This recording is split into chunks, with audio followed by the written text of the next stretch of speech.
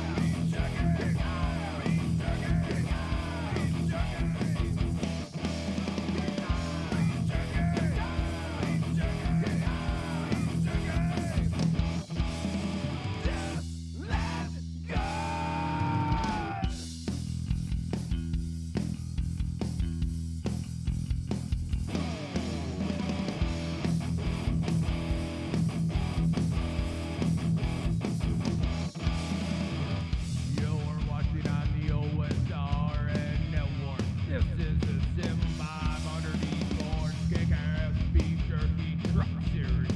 Wednesday night is truck night in the Sim500.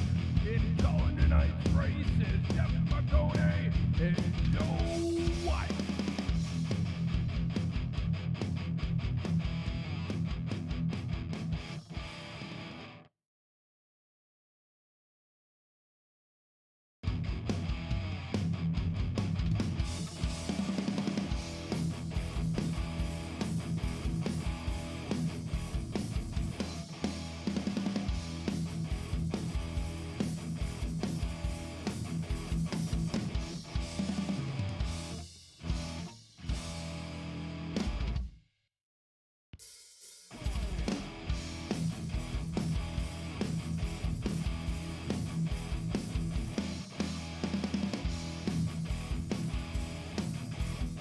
Hi, race fans. Welcome. We're live tonight here at Charlotte Motor Speedway for the Kick-Ass Beef Jerky Truck Series.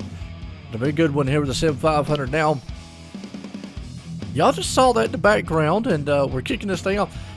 We do have 43 trucks here tonight. They all will make the field, but it still is doing the last chance qualifier of 8 drivers, and it looks like they just had the big one at Charlotte.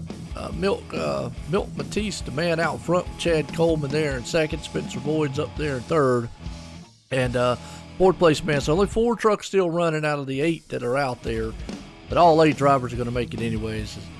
Jeff, how you doing tonight, man? It's Charlotte. I'm doing well. We are in the midst of one of the busiest months for broadcasters, where we have everybody wanting to run an Indy 500, so that's going on. But other than that, yeah, great race at Charlotte here. Nice way to break up the monotony of Indianapolis all week. 115 laps, so not too long for these guys here, but enough to really show who's strong and who's quick. Oh, absolutely. And, tonight Charlotte brings about its own kind of a unique things. I like this track, but it can be tricky and hard to pass at times. We're going to see that throughout this race, especially with these trucks. I mean, they're a whole different animal. And you speak of the Indy 500, well, it's coming this Sunday night. We have the Pacific Majors here on the OSR Network. We will have the full running of the Indy 500, all 200 laps. And also, if I'm not mistaken, the American side for the Pro Series at the same time will be running on our Global Sim Network, the Indy 500 for the major. So you talk about the Indy 500, I got that coming up this weekend, so I'm kind of excited about that too. There you go, and you're calling that event on Sunday night? Yes, I am. I do the Pacific Majors for the Sportsman Series. They obviously have the Pro Series that runs also, but I do the Sportsman. I've been doing all theirs. We did the Coca-Cola 600 this past month, so I've enjoyed those. But yes, we got a full Indy 500. But I tell you, got to get past this Charlotte race here tonight. It has been a wild series here in Kickass Beef Jerky so far. These guys in these trucks have pulled off and done some great racing. We've seen some wild finishes here so far as the season kicked off, and these last chance qualifiers have been. They're unique. Now, tonight's a little different. Like we said before, reason being a little different is because, there is 43 drivers out here already. Normally, we've had over 43, and that's what the last chance is for. The top 35 in qualifying make it on time. Then 8 drivers have to race their way in from that for the last 8 positions. And like we just said, obviously, there's only 8 more positions there, so everybody's going to make it, but they're still running it, although we only got 4 drivers out there running so far. Right, and I mean, there's not really much of a benefit to going out and running this race, except it's a little bit more practice for these guys. So right now, Milt Matisse is out in the lead. He's got 12 seconds ahead of Chad Coleman. All these guys are going to make the event, though. They're just getting a little bit more practice in. Yeah, absolutely, and so here we go. Like I said, Milt Matisse definitely is looks like he's going to come home and put this one in victory lane here as he's coming around to cap for the white flag and see what he's got here tonight. Well, like we always say, now something special going on too here tonight. Let me get the info up here for you. The No Bull 4 here. It's the Sim500 Kick-Ass Beef Jerky No Bull 4 event here tonight. Let me give you a rundown on what that is. And Jeff, I know you're coming in on it. I just got the info here today about it. So a little info. It's the second No Bull event here. And Jose Gonzalez, Anthony DeBarro, Chad Cole, Richard Beasley are the 4 drivers. So those are the 4 drivers. Will be competing for the Kick-Ass Beef Jerky gift pack. And I remember back in Daytona they had the same thing. So they were the top 4 finishers from Daytona. The highest finisher of those 4 gets it. So that should be they should have an orange number, and so we'll be able to kind of easily recognize who they are, like we just said there. But I'll keep those names up. Jose Gonzalez, which we know of, which actually he won the the Daytona 500 race. Anthony DeBarro, Chad Cole, and Richard Beasley all there tonight. That'll be a good one here to old Charlotte. That it will. It's going to be a fantastic race here tonight. I'm very excited for it. Right now, they're doing their warm-up. Still got about 4.5 minutes left of that. Everybody just shaking the truck down. Milt Matisse won the heat. I think 2 people finished on the lead lap because they were sort of just out there cruising. But right now, though, doing a little bit of a warm-up. Then 115 laps here at Charlotte. It's going to be a great race. Yes, it is. And like you just said, I mean, 43 drivers are going to take this field. This place is very, very, I guess, lack of a better word, it is a tricky style track. Charlotte is very fun to race, but very hard to pass over time. You're going to see, because you run wide open for, the first 10, 12, maybe 15 laps, and then from that point on, the tires start falling off. Normally, you get that tight feeling coming out of turn 4. Obviously, they have the new repave here at the track, so we'll have to see how they kind of drive and so forth as the race goes on. But places, it's hard to pass. You're going to see that middle lane, come in. Maybe try a little bit of, the low line momentum. Well, that's another word we throw around week in and week out. Again, here, you can lose momentum at this track very easily. Absolutely, you can. You spend a lot of time here, like you said, just wide open on the throttle. So if you lose that momentum, it takes you a couple laps to get it back. There's a lot of tracks we go to where these trucks are wide open all the way around. Charlotte, mile and a half, it's a perfect textbook example of it. Track position tonight is going to be the key to everything, though. It is, and I agree with you there. I think the track position will be. I've seen them many a times, 2 tires come into play, and I questioned the call, but, hey, I'm not the crewman or not the driver out there on it, but I have questioned the calls. But like you just said, the track position is so important. Once they get out there, these tires can fall off pretty quickly, and usually those 2 tires are just as good as 4 if they can stay out front with them. That's the key word, though, if they're able to stay out front. It's not an easy task to do. If you're on older tires, those people behind you on newer ones can run you right over and leave you in the dust. You got to be careful out there. But I think we're going to see some 2-tire stops, and I know if anyone's going to do it, I think we all have a good idea who it is. Mr. Anthony DeBarro usually likes to push the issue, see what he can pull off. The 27 machine, he's always quick. He qualified 19th, though. Brian Day started in first, Justin Fuller second, Joy Woods in third. So some very strong contenders up there near the front. Some names we're used to seeing running out in first place. Yeah, it is. And so tonight's going to be a good one. Like you just said, it'll be interesting to who takes that gamble. And I think you're going to see the guys in the back. Obviously, cautions, we got to keep that in mind because the restarts here will be so wild. And when I say the restarts here being wild is because they're going to be bunched up. You're going to try to get everything you can early on. You've got to. It's almost, you've got to almost run these trucks very aggressive early on.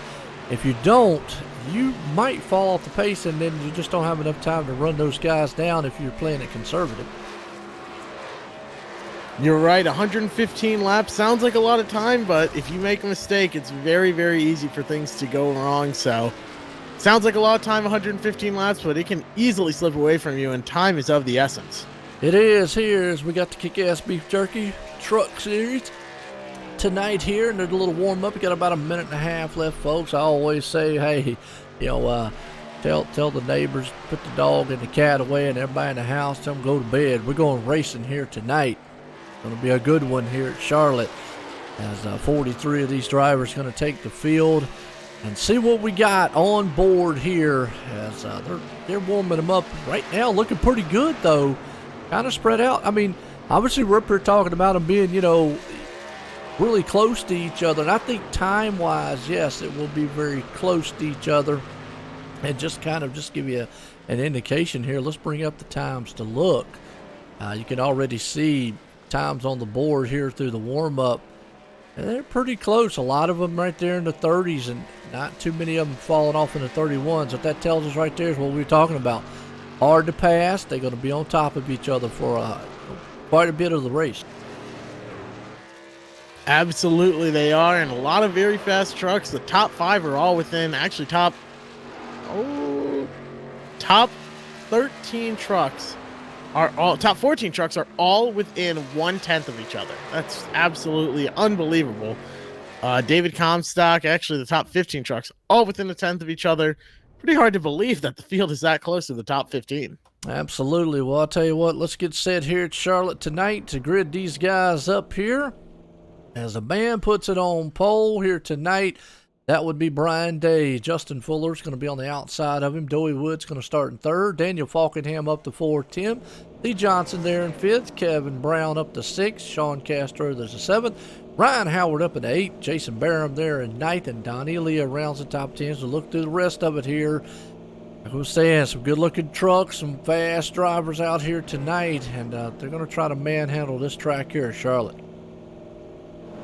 That they are. A fantastic run for Jason Barham. We haven't seen him running up near the front, but right now, tonight, that Kick-Ass Beef Jerky machine is going to be running very close to the front to start. Let's see what he's able to do, though. He's starting in 9th. He's only got a couple more spots to get up to the front. I think we might see him lead some laps tonight, but he's got Donnie Leo right behind him, a NASCAR champion in the Wheel and Tour mods. He's won in the trucks in real life as well. He's a very, very talented driver, and he does not like to hold back. No, it's not, and we were talking about the Noble 5. You got Ryan Howard right there. He's one of them, starting in 8th. Remember, we'll look for the, the orange number, and just to look at him here. I'm trying to see if I don't see the orange number on the truck. Obviously, if you're looking at the ticker, folks, the reason it's orange now is because I clicked on his name, but I don't see the orange number on his truck. If we can go back here to Jose Gonzalez and yeah, I don't see the orange number, so maybe they forgot to put the orange numbers on for us.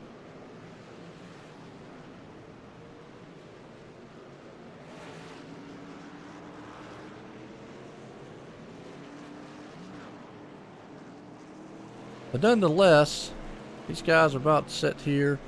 Like I said, Jose, Anthony, Chad, Richard Beasley, excuse me, I said Ryan Howard, my bad. Richard Beasley is one of them. Let's see who is in the top 10 here. Actually, none of the No Bulls are in the top 10. You got to go outside the top 10. Jose is going to be the top one there. Anthony DeBarro didn't get a qualifying that he would like. He's up to 20th. Getting set to go green flag. Pace car drops off on pit road. The man up front, Brian Day, he's going to lead us to the green. Green flag flies. We're racing at Charlotte. Green flag in the air. Now comes the most important part, taking advantage. You need to get to that inside line here if you want to start making passes. We talked about how important track position is. You're not going to gain any of it up on the outside in these trucks. You got to get to the bottom as soon as you can. So this is a big moment here for these drivers up on the outside. How quickly can you work your way to the bottom and get yourself clear? Absolutely. You see old Justin Fuller right there. He's going to take that high lane, and caution's out, like you said. Let's see who that was on. Has not popped up on my side here yet. I believe it's Chad Schilling. Chad Schilling. Can't go back and Oh, it was netcode. It was really, really bad netcode. Wow.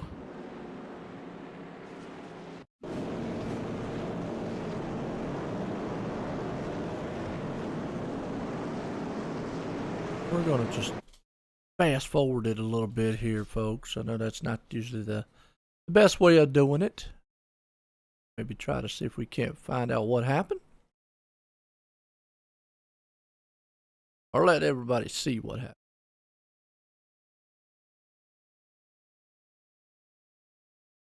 Didn't pop up on my, since they just started, it didn't pop up on where I could go back on the normal replay. There we go. See what happened here. On the restart, looks like checkup though. They had a checkup in the front there, and he had to let up just a little bit. The car, truck went 3 wide in the middle. And then from that point on, like you said, yeah, he's 3 wide there for a little bit, and then it would have been contact between him and the other truck there. They were 3 wide there for a little bit, but it looked like the start, they just got checked up on that start. That it does. They just got a little bit checked up, but I think everyone's going to come out of it okay. Chad Schilling goes around a little bit of rear end damage, but he'll be all right, I believe. Oh, yeah, no doubt about it right there. Well, Justin Fuller took the lead. He's got that Bojangles machine out there. I still like that paint job, but that yellow, red, and black truck out there looks good. But Brian Day, last week, yeah, awesome job by him, putting it in victory lane. Yeah, he was the winner last week and did an outstanding job. I think he was Daniel Falkenham there along with him. I don't know, that Pinnacle machine, he's tough. He certainly is, and he's going to have a tough day. A lot of people are going to have some tough days, I should say, working their way up through the field. Jason Barham started in 9th, falling back to 11th now, but he'll restart on the inside. Jose Gonzalez started 13th, still sitting in 13th, so he's still right where he started, but right there towards the back. Brian Wortman, I don't believe, is on track. EJ O'Rourke, for some reason, started way far back. Qualified. He didn't qualify. That explains it. He did not put down a lap in qualifying, so he starts dead last tonight. Actually, next to dead last. He's in 42nd. And he's going to have his work cut out for him there, like you said, 42nd position. I mean, that's a long way to get to the front, but he's got plenty of time to get it done here. Definitely want to get some long green flag runs in, maybe get some green flag pit stops, see what he needs to do. So I see Spencer Boyd's back out here in the mix. He's up to 34th right now. We're getting set here to go back green flag once again here at Charlotte. Kick-ass beef jerky time here, Truck Series. Want to appreciate them guys coming on board here, and obviously you see the promo code down there in the corner, folks. You check them out there at kickassbeefjerky.com. You get 19% off. Promo code Sim500. So if you're looking for some good beef jerky, check those guys out. And you and I can confirm how good that beef jerky is. It's fantastic. Absolutely it is, I tell you. So like it. That and Slim Jims. That's probably my two best. Absolutely. I'm hoping for a little more in my mailbox one of these days, though, and I can talk all about it while I'm eating it here. We'll have to see if some shows up in the next few days. I hope. Fingers crossed. But right now, we got some great racing up front. Justin Fuller is now the leader. He managed to get a nose in front of Brian Day there on the start. So now he controls the restart on the inside line. Let's see what he's able to do as the pace car gets ready to come in, and they are green flag racing. Well, I'll tell you what, Daniel Falkenham looks like he spun the tires just a little bit there on that restart. The truck got a little wiggly on him as he took off, but Justin Fuller wastes no time. He has gone in the bow tie machine out front as he's leading it here. Daniel Falkenham's up to second, Brian Day in the third. You got to go back to Dowie Woods and Kevin Brown before you go door-to-door racing down the backstretch heading into turn 3. That's going to put Kevin Brown on the outside, Dowie Woods to the inside. Behind him, Ryan Howard and Timothy Johnson right there. They're going to go door-to-door, but then they'll hit nose to tail out of the turn. Complete this lap here. Everybody looks kind of calm, cool, but again, like we said there, Jeff, you got to get what you can get early on. You're absolutely right. Still, though, side by side between Dowie Woods, Kevin Brown. Kevin Brown with the new paint scheme, the CVS, but now he's got Twitch, K-Bell Gaming all over the back of that truck. Very good looking truck, I must say, entirely in chrome with purple accents. That's a really great look. I like it. Absolutely. It's looks like KB Gaming is what it is. Check him out there on Twitch either way. But right now he's giving it all he's got on the outside there with old Dowie Woods. With Dowie Woods holding strong on the low line. Right there, the high line's kind of hanging pretty good. This track you can do that with these new tires. You know, on the inside you can get a good run, but middle off is where that high lane is going to be the place to be. You see a good battle. We're getting a good shot from old Ryan Howard's hood here behind him because he's trying to figure out which one of these guys are going to go and which one of them is going to give up the ghost in front of him. We will have to see as these guys are still out here racing. We're 8 laps into this event of 115. Plenty of time to not get yourself into trouble. Plenty of time to make a mistake, though. And that is what will kill you. It's just those small mistakes can really compound and make things worse for you if you're already having a bad night. But if you're up there running near the front, keep holding that inside line. Don't give anyone any gifts. It's hard enough to win this race, and you're certainly not going to make it easier on yourself by giving up positions, I think. And I think, like I say, right now, everybody's kind of being equal. Now, you do see Ryan Howard go to the outside there, Dowie Woods. He's trying that outside lane as Kevin Brown was able to make the pass. But all these guys right there, you see Kevin Brown mishap just a little bit. The truck stepped up the track. That's what we was talking about, a momentum. One little slip, and next thing you know, you can get off pace, and guys will go right by you. It allowed Ryan Howard to get to the outside of him as they'll battle it out door to door into the turn. But for the moment, any one of those trucks right there, if they mess up or make one little slip, they're going to go far back and lose some positions. Exactly, and it's all due to that momentum we talked about. And when you lose it, man, it's hard to get it back, and it takes some time to do so. So right now, everyone out there just running their line, doing what they need to do, and trying not to make one of those very, very costly mistakes that are so easy to have happen to you. Absolutely. And right now, if we look at the No Bull guys, Jose Gonzalez is the man who is holding down the top spot on that one right now. Anthony DeBarro would be right there on him, though. So good close battle going on between them two. As let's go Jose back Gonzalez goes through the grass. I see that. Yeah, I was about to go and try to find him, but as soon as I did, you're right. He went through it. got together. Oh man, it's the commentator's curse. Jose and Anthony DeBarro get together, and now the caution is out. I think Anthony DeBarro went back up in front of the field there trying to save his truck. Let's go back on the replay and watch. You're right. They were door to door battling it there when we were talking, and Jose was down low. Anthony was up high. That was how the turn down the backstretch here. I see the contact that was made, and like I say, a lot on the line there. I mean, these guys want that gift pack, and Jose earlier, and this looks like still side by side. Tommy Ryan. It looks like Jason Barham, and then they just got together, and they both went sliding through the infield. Jose was able to hold on to it. I think Anthony DeBarro is destroyed. That car is absolutely destroyed going sideways down the front stretch. See if I can't find Anthony here real quick, and let's go back on him. Let's watch it one more time. You have contact between him and Jose. Anthony DeBarro, like you just said. The Hooters machine, yeah, he wasn't able to hold on to it, and it came back up the track, and it just got clipped. And then you're right, he got destroyed on the front stretch, and I don't know who that. That's Spencer Boyd. Ouch. Spencer Boyd destroyed him. Did not see him. The next thing you know, there's a truck in front of him, and then Spencer Boyd goes for a ride. Not the way he wanted to end his night, I know. I mean, and there's nothing he could have done. Anthony was right there in the middle of the track. He couldn't see him, couldn't get slowed down in time. Next thing you know, it's just boom. Yeah, like you said, just some hard contact. Now, though, they are back on pit road. Daniel Falkingham comes out second behind Justin Fuller. Everyone had a really good stop there, though. Nobody really had any crazy advantage coming out. So Justin Fuller now with the lead, still Daniel Falkingham second and Brian Day in third.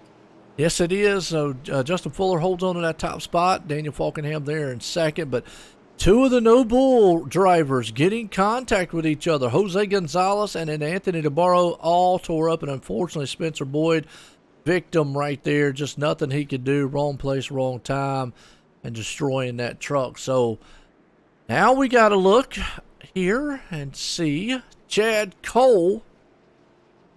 See where old Chad Cole. Chad Cole's up to ninth. He would be the top man right now for the No Bull prize pack. The other one would be Richard Beasley. Yep, Beasley. Let's see where he's at right now. Find him through this. He's back at 28. So those two drivers, and I'm not going to count out Jose, and I'm going to count out Anthony. We'll just have to see if they get back out there. Because hey, like we just saw right there, Jeff, anything could happen. I mean, Chad Cole, Richard, they could get into a wreck, and there you go. You're back in it. So not only do they have points to race for tonight, I mean, all these guys definitely want to have, points. And I know it's really early in the season to start talking about points, but points are crucial. You definitely want to get back out there if you can with your truck and run. But not only that, you want to get back out there because you never know what might happen to the other competitors, and you can still pull off that prize pack win tonight. You're absolutely right. Anything can happen here between those four drivers. Only one of them can come home on top. One of those prize packs, though, man, that's a really great prize there put up by Kickass Beef Jerky. If you want to get some of your own, there's that code in the bottom right, Sim500, for a nice discount off of your order. So jump on that if you can. Remember to support the people that support us. If you enjoy watching racing, support the people that make it possible.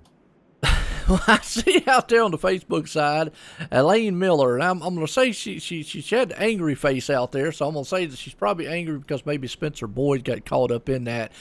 Just one of those victims of racing. We've seen it time and time again there, Jeff, and I know a lot of drivers have too, and it is frustrating to be a driver and a fan out there pulling for your favorite driver to get caught up into something that's not their fault or something they could do anything about. But hey, it's racing. As we're back at it here. Green flag again. Justin Fuller gets another good jump out front. Daniel Falkenham's trying to run him down, but I'm going to tell you, if they let Justin Fuller keep these restarts like it is, he's going to be long gone all night long. He's going to be a tough competitor to get around.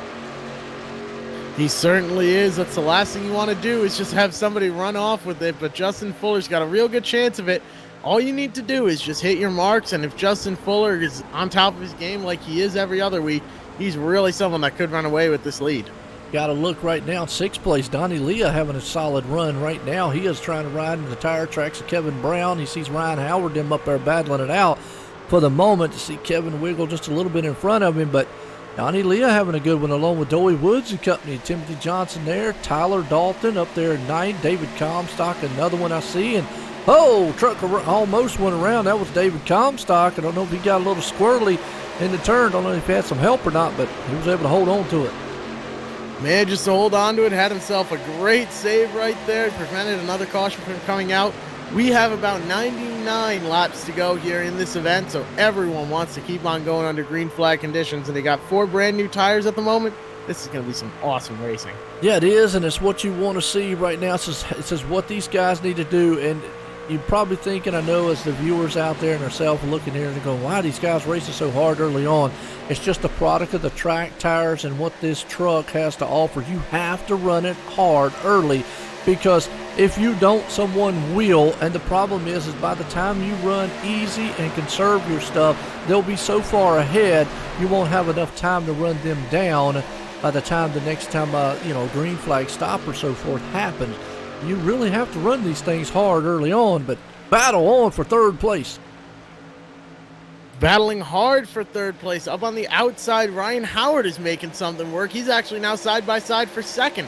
That's exactly what Justin Fuller wants to see, but what he doesn't want to see is a caution out on track, which is what we've got here. Jeff Ryan involved. Yeah, and Jose Gonzalez.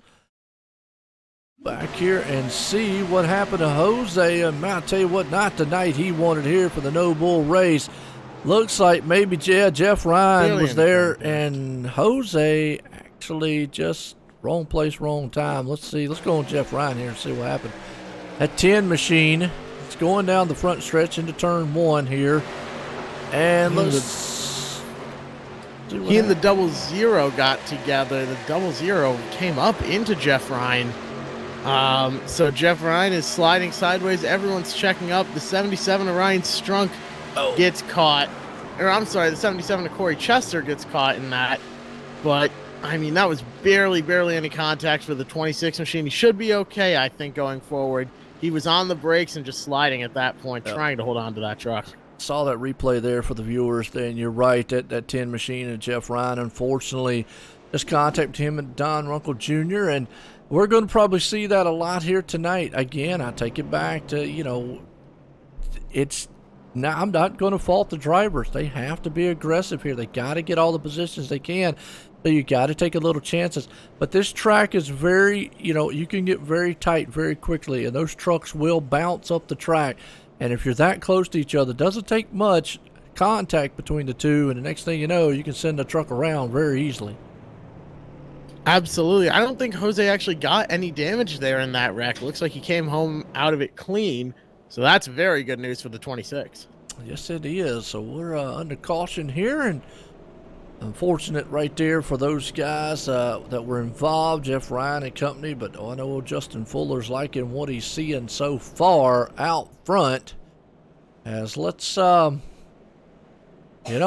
under caution. If we can bring old Justin Fuller up, maybe get a word in with him real quick here, because he's got a bad, fast machine. Justin Fuller, Joe White in the booth. Got a copy? Yeah, we got you, Joe. Man, I tell you what, you got that bow tie machine rolling out there, and it looks good here at Charlotte. How's it feeling? Pretty good. We get some more green flag racing here. I think we're gonna be pretty good throughout the entire runs tonight, and I'd like to get this race over with sooner rather than later. Cautions are not very fun. Well, no, they're not. I mean, but you're sitting in that first place spot there, and definitely you have control of the field. Fast out front. I mean, is that where you really want to be? Because the way we know this track is you've got to get everything you can, and it's hard to pass here. Are you looking forward to, if you get marred back in traffic, that what you'll have to maybe try to come through the field if you have to? I don't think it'll be too hard to. It's not the hardest track to pass on by any means, so I'm not too worried about that. Just kind of want this thing to get strung out a little bit and then see what we got, because never know what these guys are holding back on. I know not all of us up here are pushing it hard, as hard as we can. We're trying to save tires because we get a long run. So we, I'm not too worried about it if I get back there. I just don't want to get back in the hornet's nest and end up in the fence. Oh, absolutely. Well, I'll tell you what, you definitely got a bad fast machine. I know it's wide open out there. You're looking good. Good luck. Thanks, Joe. All right, and get him back down there in his room. And I tell you what, right there was interesting what he said. You know, not too bad right now, but we haven't had a very good long green flag run either. So we'll have to see how these tires fall off. We did see right there, though, Daniel Falkenham and Ryan Howard's a man on the move right. He's been the one that's actually kind of eating up the track. But we did see those guys start to run him down, so we'll see if he might have got too far out there and pushed the truck. He's learning a lot. He's getting set here to go back green, and I don't know, Justin Fuller is a tough person to get around on this track. He certainly is. He's been fast, but like you said, Ryan Howard, he was making passes up on the outside even, so he's got a very good grip on what's going on here. He's very quick tonight, it seems. He's in second place, and I think we're going to see him get a few more at least one more spot here when we go back green flag racing. Yes, it is. Well, I'll tell you what, appreciate everybody out there tonight here with the Kickass Beef Jerky Truck Series here live for the Sim500. The guys out front there, Justin Fuller leading it with the Noble 4. And just to give you an update, 2 of those drivers already in trouble here early. Chad Cole is the main guy right now sitting in 6th. Maybe if he can keep up there and he can cap off that one here, get set to go back green. Yeah, appreciate everybody there tuning in. We're here live tonight on Facebook and YouTube here at OSR Network. If you hit that like, hit the share out there for these guys, they'll definitely appreciate it. And Jeff, I tell you, good racing, and I know you staying busy lately here. You out there calling them races for old Stanford. I gotta say it, Stanford's own. Jeff, make them. Yes, sir. Stafford's McConey, own. my bad. My city. No, you're all good. You are all good. Yeah, we're doing Stafford races every single Friday night. That's keeping me busy. I'm calling, man, usually my only nights off are Monday and Tuesday, but I usually end up picking up something. So I don't know. Always staying busy here, it seems. Hey, no doubt these guys are about to get busy here on the green flag. Justin Fuller gets a good jump. Ryan Howard did not get the start he wanted on that one, but he is still going to battle it out. You see old Daniel Falkenham, and everybody dives to the inside, and we're going to see what happens there as Kevin Brown, Chad Cole. I'm not used to seeing Chad Cole be very aggressive early on, but again, I said it. You cannot sit back and wait here with the way the tires are and the way this track and truck operates on here at Charlotte. So he's going to have to go, and you see him right now trying to get all he can early. Doing everything he can right now to get up and pass Ryan Howard. They're on the inside line. Ryan Howard stuck up on the outside. Daniel Falkenham is now clear, but it's a side-by-side battle for third between Kevin Brown on the inside and Ryan Howard holding the outside line. Yes, it is. Kevin Brown down low. Ryan Howard, we saw him utilizing that outside lane early on. He definitely had a bad fast machine up there. We'll see if the tires will benefit him now. He is holding strong up top with Kevin Brown. We see Chad Cole right there on the tailgate of Kevin Brown, trying to push him the best he can. Behind him, Tyler Dalton and Jason Barham, Timothy Johnson's in the mix there in the 8th place. Robert Gillenwater jumps up to 9th, and Richard Swavely there rounds out the top 10. Brian Macklin has worked his way from 22nd all the way up to 11th. Joey Gattina is well moving up, but Tyler Overstreet 28th to 13th, 32nd to 14th for Nick Silver. A lot of drivers working their way up through the field. Anthony Calantoni 33rd to 17th. Absolutely phenomenal runs for these guys up here, gaining at least 10, 15 positions, if not more. Yeah, it is, and Jose Gonzalez still out there because, anything can happen. He definitely wants to still ride. Points matter here. He's back there in 29th position. Unfortunately, Spencer Boyd out of this one here tonight. Let's look and actually see if we can find. I'm going to look for Anthony DeBarro. See where he's at on the track? I'm just missing him right here. I do not see Anthony DeBarro.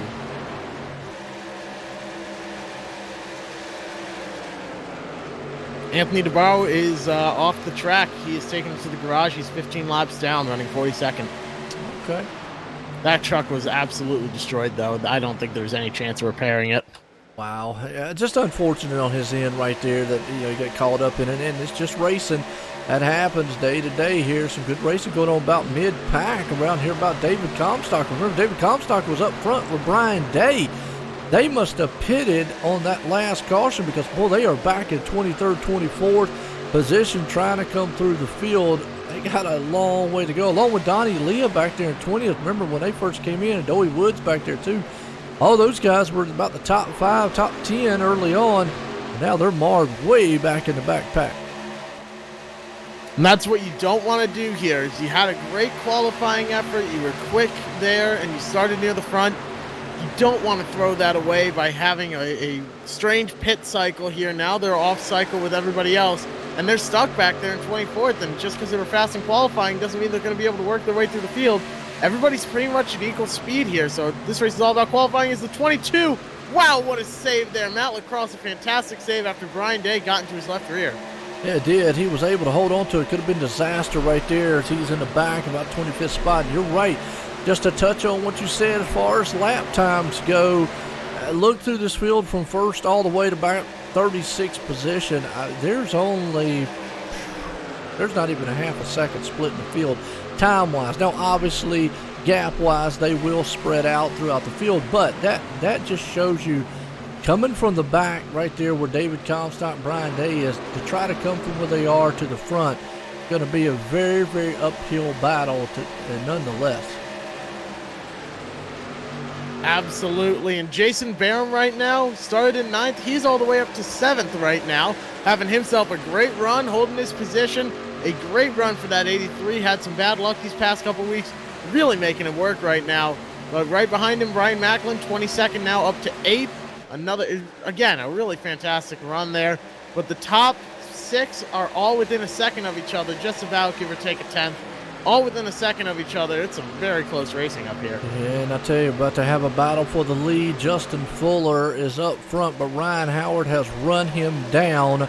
And he's going to see if he's been utilizing that high lane all night long. Let's see if he can take that high lane and take the lead. He is there on the tailgate of Justin. And we're used to seeing Justin out front. But maybe right now, Justin's like, okay, I'll just ride. He can have the high line. I'm going to take this low lane for the moment. We'll see what Ryan Howard has up his sleeve, if he has anything to get around the leader up front. Doesn't look like he's able to get a run going quite yet. It seems like he's stuck about a truck length or two back off of the leader, Justin Fuller. And that's what we've seen week in and week out. Just because you're fast enough to catch someone doesn't mean you're fast enough to pass them. And sometimes you're not even fast enough to catch the guy. You might need a little bit more time here. Ryan Howard was stuck up on the outside. He might have used up a little bit more of his equipment to try and get up to second place right now. It is. So Ryan Howard's trying to see if he can't get the lead. You got Kevin Brown working over Daniel Falkenham for the moment. He's right there on his back tailgate. As Chad Cole was in the mix there in 5th. Tyler Dalton up into the 6th place spot. We talked about Jason Barham right behind him, but he has Brian Macklin chewing on the back end there in 8th. Timothy Johnson in 9th. Robert Gillenwater up to 10th. Tyler Overstreet has moved up there in the 11th place spot, so he's trying to see if he can't come through the field slowly but surely. That's what it's all about, is a slow but sure march through the field. You don't have to get there right away, and it only matters when you lead one lap, and that's the last one. So you don't need to lead every lap. You don't need to be the fastest car out there. It's not the fastest car that wins the race. It's the first one to reach the finish. I know, yeah, you love saying that week in and week out, and I tell you, I do. Whew, Brian Day right here, 19th spot, and we mentioned it earlier, that's the hornet's nest back there, because these guys are mixing and matching coming out of the turns. Brian and David Comstock, though, but they're glued together. They're coming through the field as a tandem duo here. Want to see if that works out the further they get up through the field. We'll have to see how that works out for them. Right now, a 2-car breakaway up front, though. Half a second over Daniel Falkingham and Kevin Brown is Ryan Howard and Justin Fuller. They're truck length apart. Actually, the caution is out right now. Let's see who it was. Robert Harley. Go back here and see what happened to Robert. On the replay here, he's right there, and oh, just got a little hooked going down the back stretch into the wall. Unfortunately, Central Wyoming drain truck, number 34, Pink Panther also, just got turned there a little bit going down the back stretch. And what I'm kind of seeing is maybe some of the spotters are saying, hey, we're clear. Guys are just not quite clear yet. You're right, and getting back on track, a little wobbly, but yeah, very unfortunate incident there. Could have been avoided, unfortunately, and that's very frustrating. When you look back at the replay where you were involved in a wreck and you see that it was completely avoidable, man, that always stinks. Oh, yeah, no doubt, but doesn't look too bad damage-wise. He probably can get back out there and see if he can, come out with a good finish. I'll tell you what, let's bring up this guy here. Run unacceptable racing here. That'll be Ryan Howard. I'll put him in the interview room here for a second because he's probably going on pit road. I don't want to mess up his pit stop. I've done that a couple times there, Jeff, and it makes you kind of feel bad. That, with the new iRacing thing, and hopefully one day they'll get it to where the broadcasters can see it, but the racers actually see the little animated pit guys come across. We can't see it through to where we are, the view angle we have. So they have to hit those pit boxes pretty much dead on now, and you definitely want to make sure your speed and everything else. I always talk about mental mistakes in pit road. You're absolutely right. Mental mistakes are absolutely killer here on iRacing, and it doesn't take much for you to really mess up your own run, unfortunately. So it looks like everyone manages to get through. At least the top 5, top 10 all managed to get through this without any major mistakes. All right, well, let's bring up Ryan here, get a word with him. Ryan, Joey in the booth, got a copy? Yeah, I got you. Well, I tell you what, Ryan, you got a fast Dr. Pepper out there, and it's right now, if we would say you were the doctor, you're the doctor of speed. That thing is rolling. How's it feeling for you so far? Yeah, it's good. Track's got a lot of grip right now, so we're able to try some different things on the restarts here. Looks like we lost a spot there on pit stop, so we'll try to get back up front there. I'd like to get out front and see if we can pull away a little bit, but yeah, got some grip right now. We'll see if it stays that way. Looks like you're the only one trying to utilize the high lane. Have you found something up there? A lot of guys are wanting to run that low line for right now, but your truck's sticking pretty good up high, and it's been very competitive. Yeah, it really rolls up there on the restart, so I'm not sure. I figured once somebody saw me do that, they were gonna copy that, but nobody's moved up there. So hey, I'll take it. They can leave that lane open for me. Absolutely. Well, I'll tell you what, good luck out there. You look fast, and hope to see you at the end of this one. I appreciate it. All right, there we go. Ryan Howard right there. He's got a bad fast, and he's right. Nobody has traveled up top. I was kind of curious to see why nobody else would, get up top there and utilize that high lane, because he has made up several positions, running that high line, and nobody else has tried to do it. Absolutely. I'm surprised more people aren't trying to work the high line, but I'm also very surprised at how well Ryan Howard is able to do it. So we'll see how it ends up working out. Right now, Daniel Falkingham is also having himself a great run so far. A lot of really strong contenders up here, but Justin Fuller seems to be the strongest one so far, 40 laps in. Absolutely. Well, Derek Cook said, did one of the commentators have a show on the Dark Matter Digital Network? I don't know, Jeff. I know you were on a podcast not too long ago. I'm not really sure. What was the name of that one? Podcast. The only podcast I've been on is the Bottled Up podcast. I'm the host of that, but Dark Matter, no, that doesn't ring any bells for me. I think I heard one of the guys on some paranormal podcast. Well, I don't know if he's saying that we maybe sound like the devil, or we're evil, or we're about to bring the evil out on the track. I know a lot of these drivers probably will if they get caught up in some wrecks, but nonetheless, we appreciate it there, Derek. It's always good to be noted to say, hey, look, we might have heard you on some famous TV show or something. Yeah, send the name of that. I'm curious now as to what it was, or send a link to it. Dark Matter Digital Network. So I guess if I was to, I could copy and paste that here as we get that caution and see what we got. But yeah. I have not been on it, or if I have been, it wasn't like live and it wasn't with my permission. So yeah, it wasn't. Well, if I've been on it, it wasn't me. So it obviously would fit the saying of being paranormal. It would probably would have been. Yeah, it probably would have been something else. But let me look up here. It's I just looked it up here real quick before we go back green. Dark Matter Digital Network, Facebook here. They do have a podcast.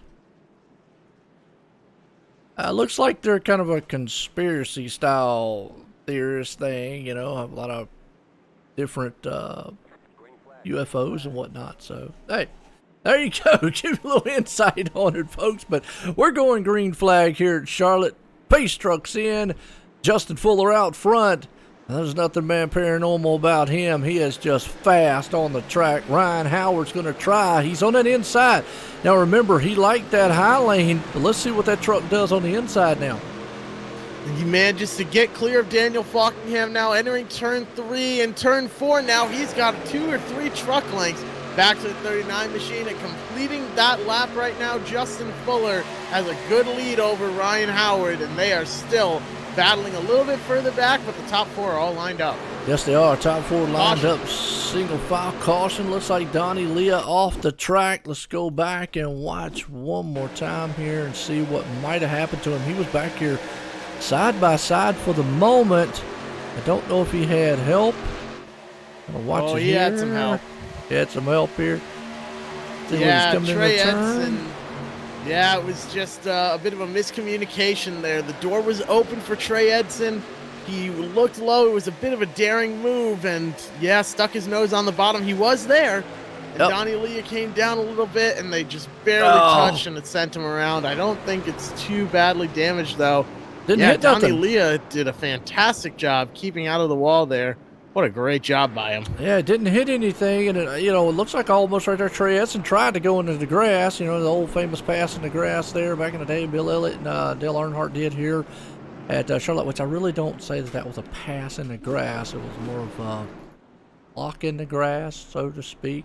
Never passed him totally, but nonetheless, they said it was a pass small in the details. Yeah, small detail. But, you know, talking about that, iRacing is about to bring out, you know, we talk about Earnhardt and Elliott because I grew up watching NASCAR back in those days and was a huge Bill Elliott fan, and the Coors machine that he had back then, obviously the Wrangler machine. It is noted that iRacing is bringing out the 87 cars here soon, and I know a lot of guys are getting excited about that. And obviously the 2 paint jobs that they're showing off is the Coors of Bill Elliott and the Wrangler machine there of Dale Earnhardt. So kind of, I know a lot of guys are excited here in iRacing to see that coming on board and being showcased. And it's going to be interesting to see how those cars handle. I know we just got North Wilkesboro scanned. They don't race there anymore, but that just came out here too, and a lot of guys like it. Absolutely. I actually haven't run a race in North Wilkesboro yet. I haven't caved and bought it quite yet, but I know I will soon. So we'll see how that ends up going. But yeah, I'm excited for those new cars. I'm absolutely going to be buying those first second that I can and running them. I'm excited for that. Yeah, well, I'll end up getting them. Probably won't run them for a while, but the North Wilkesboro, I'm like you, until somebody wants to come up and run that. It is good to see some of the older tracks, older cars come out, and it'll be interesting to see what those cars are like on the tracks like Talladega and Daytona. I'm kind of interested to see and hear what those guys or what those cars will do there. You know, because back in the day, if I'm not mistaken, and if I'm not wrong, somebody might correct me out there or might do some research on it. 87 was the last year that they did not have restrictor plates at those tracks. I could be mistaken because back in 85, you know, the record qualifying is still held by Bill Elliott at that track at 212 miles an hour.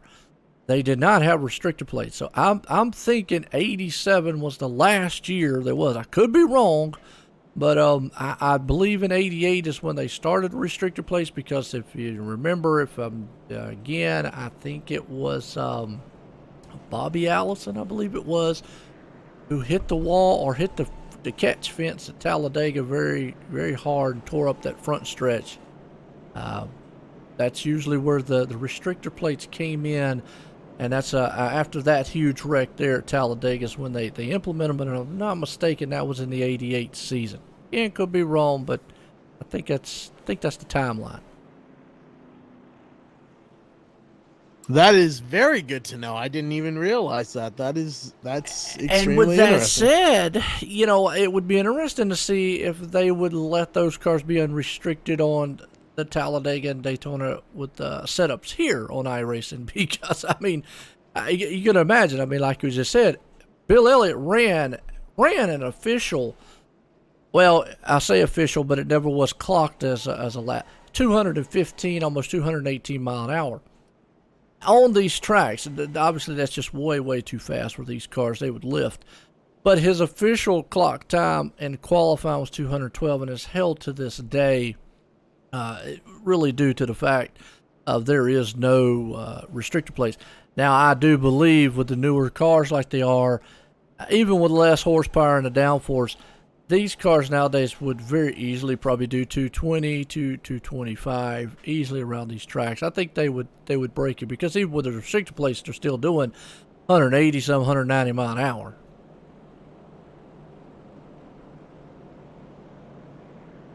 Right, and I mean, there's people that have figured out some way to get an unrestricted setup, and it's like 230 miles an hour in the old car tomorrow. But man, I'm excited to run those old cars. That's going to be amazing. I'm so excited for it. I've also just gotten into VR, so seeing those cars exactly like they would have seen it is going to be really amazing. Here's the thing, though. Don't wreck with it on. Oh my gosh, I've gotten into some big wrecks already. I'm lucky that I don't get dizzy or feel nauseous or anything, but I can see 100% why people don't like it for that reason. Yeah, that's probably the one biggest thing. That's why I always say when I see cars flipping on here in a bad wreck, I say, hey, somebody might want to call him up and check on it, make sure he didn't fall out of his rig, you know, because usually with the VR setups, it's so immersive. And that's another thing with sim racing here, with the sponsors like Kickass Beef Jerky here coming on board for the Sim500, the truck series. Many different sponsors. We see them out there, you know, like we said earlier, Brian Day out there with Pinnacle Racing, and a lot of the other sponsors these guys have. You see racingbiz.com. Here in sim racing, it is awesome to see the immersiveness and sponsors coming on board and supporting these series here tonight. We're going to have a good one here as the pace truck's in. Justin Fuller, he's back on it, and whoa, we got a truck. That's Tyler Dalton. I don't know if you saw that. He had to hang on to that thing. He did, and that puts him at the bottom of 3 wide. Jason Barham gets tagged by the 19. Oh, no. Crash. Big wreck back there. Jason Barham spinning like a top. I'm sorry, that was Tyler Dalton up on the outside. Yeah, just stuck in the middle of 3 wide, Jason Barham was, and a tiny bit of contact with the 19 coming down into Jason Barham. And from there, it was all over. Yep. Tyler Dalton was trying to hang on to it. Jason Barham got caught up into it, and several other trucks there getting caught up in it. Wow, that was a huge one. Tyler Overstreet just showed his displeasure with the 19 of Tyler Dalton. Went up and made sure that truck had a little more damage. Yeah, oh my goodness. Oh, yeah, he in the box after that one. Yeah, for sure. So he went and showed his displeasure with the 19. You know, and here's the thing. You know, we talk about racing and we talk about sports, and you get out here, and a lot of these drivers, you work week in and week out. You come out here to want to have a good race. Sometimes, you know, things happen, and, you know, tempers do flare. Obviously, when I raced it, same thing, you know. Matter of fact, you could go back on the channel and watch some of the races I used to do early on, and you'll probably be like, is that Joe talking? Because, yes, I would get mad. It happens. It's one of those racers' mentality. Happens to the best of us, yeah. It does. if you're not getting upset, then you're not getting the full experience.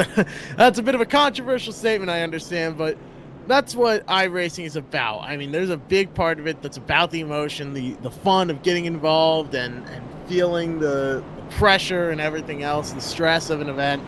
And yeah, if you get wrecked, you get a little bit angry, and that's just part of it, I think. Short track racing's one of them right there. It definitely brings the best out of all these drivers. So, well, tonight we're here at Charlotte Motor Speedway for the Kickass Beef Jerky Truck Series presented by the Sim500. It is the No Bull, Sim500 No Bull 4 race. Two of the competitors, Anthony DeBarro and Jose Gonzalez, have had some rough nights tonight as they are. Jose's still running, but Anthony DeBarro, unfortunately, out of this one. But Chad Cole, the other driver there, one of the other drivers of the No Bull 5, is up in fifth. It's whoever finishes in front of, whoever finishes first in front of those four wins the Kickass Beef Jerky gift pack here tonight. They were the four highest finishers at the Daytona race back at the beginning of the season. This is the second No Bull race here tonight. So Chad Cole right now, so we got to go back here, and we're looking for Richard Beasley, who is in 21st. He is the other one that is looking to see if he can't get up front. I mean, he's still got some time. These cautions might be helping a little bit, but I know he would probably want, if any of these guys, I think they'd want to see some long green flag runs to try to see what their truck will do later on, and maybe see what he has to do to get up front. Absolutely. Everyone out here wants to see some green flag racing. We're almost halfway through this event already, though. Some really good runs so far. I think we just need a nice long green flag run to get something going here. Yes, we do. What's up, Shane? Got Shane Ewing out there, and Jason Barham unfortunately joined in, just got caught up in that wreck. Appreciate everybody tuning in. And most notable name out here, Spencer Boyd. Just nothing he could do. He got caught up in that wreck earlier on with Jose and them. Just got, victim of circumstances. Actually, the Jeff Ryan incident early on, just nothing he could do there. I couldn't see the truck and couldn't get slowed down in time. Just wrong place, wrong time for him. Back in 42nd position. A lot of trucks here tonight, and a lot of guys. We just saw Jason Barham right there, Kickass Beef Jerky's own, just get involved in that wreck, and he was actually having a good run. And, you, as a driver, you definitely upset. And probably thinking, man, yeah, I'm up here in the top 5, or top 10, top 5. What do I got to do to stay out of trouble? And next thing you know, you're going around and wrecking. And that's the worst way to end your night, is in a huge wreck like that. So, have to see how it ends up going here for these guys. Hopefully some green flag racing, though. That's what everybody wants to see, and maybe they'll be able to provide it here for us. Yeah, and Charlotte, we talked about it earlier, been a very tough track, and you've got to be aggressive earlier on. And I think a lot of these guys are seeing it. They'll try to calm down, but the problem is, it reminds me almost like a Las Vegas here, so to speak. The restarts are very treacherous. You're on top of each other. Everybody is pretty much dead even on the track, time-wise and running. So you just can't go anywhere. You're right there, and the guy in front of you, you might be riding, and if he just makes one little slip or that truck gets a little tight, the momentum and the closing rate is so fast here, Jeff, that you're right on top of it. The next thing you know, it's very easy to get in the back end of someone. It certainly is. It's easy to make mistakes here. It's very, very easy to make mistakes, and that's probably the most frustrating thing about this track at times. But right now, everyone up towards the front has been having a great race. Justin Fuller has been having a fantastic race so far. He and Daniel Falking have been running in the top 3. Ryan Howard have been the top 3 pretty much this entire event. Let's see if Kevin Brown or Chad Cole are able to do anything, but it's going to be hard to beat Justin Fuller. Yes, it is, and we're going to get started here out front with these guys. We're getting set to go back green flag racing here at Charlotte.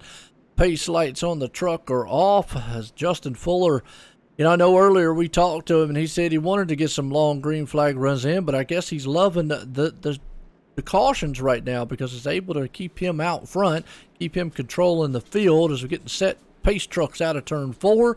Takes that hard left turn off on pit road, and Justin Fuller up front along with Daniel Falkenham and company as Fuller gets another good shot out front of the field.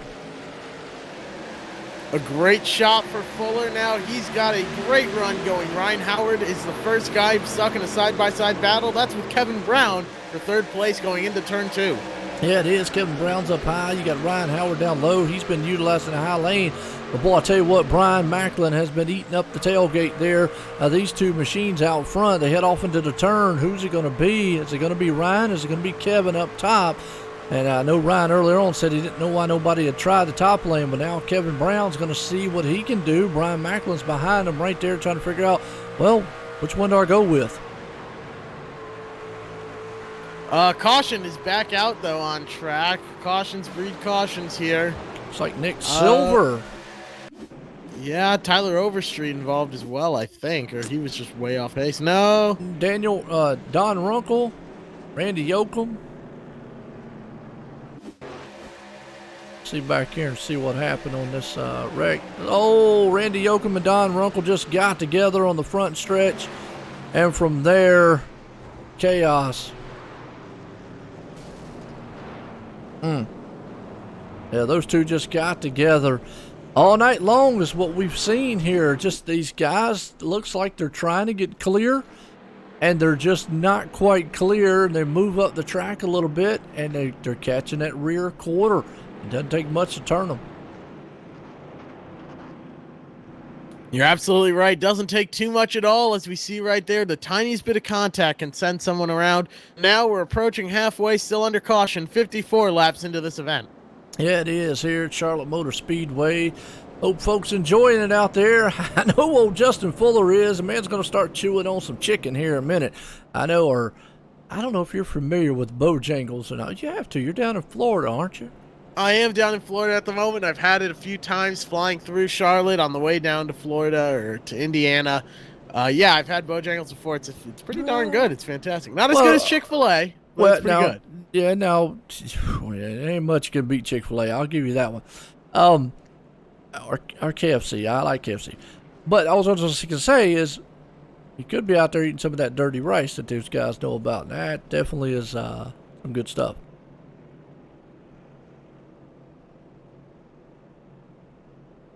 That is not something I'm familiar with. I've not heard of that before.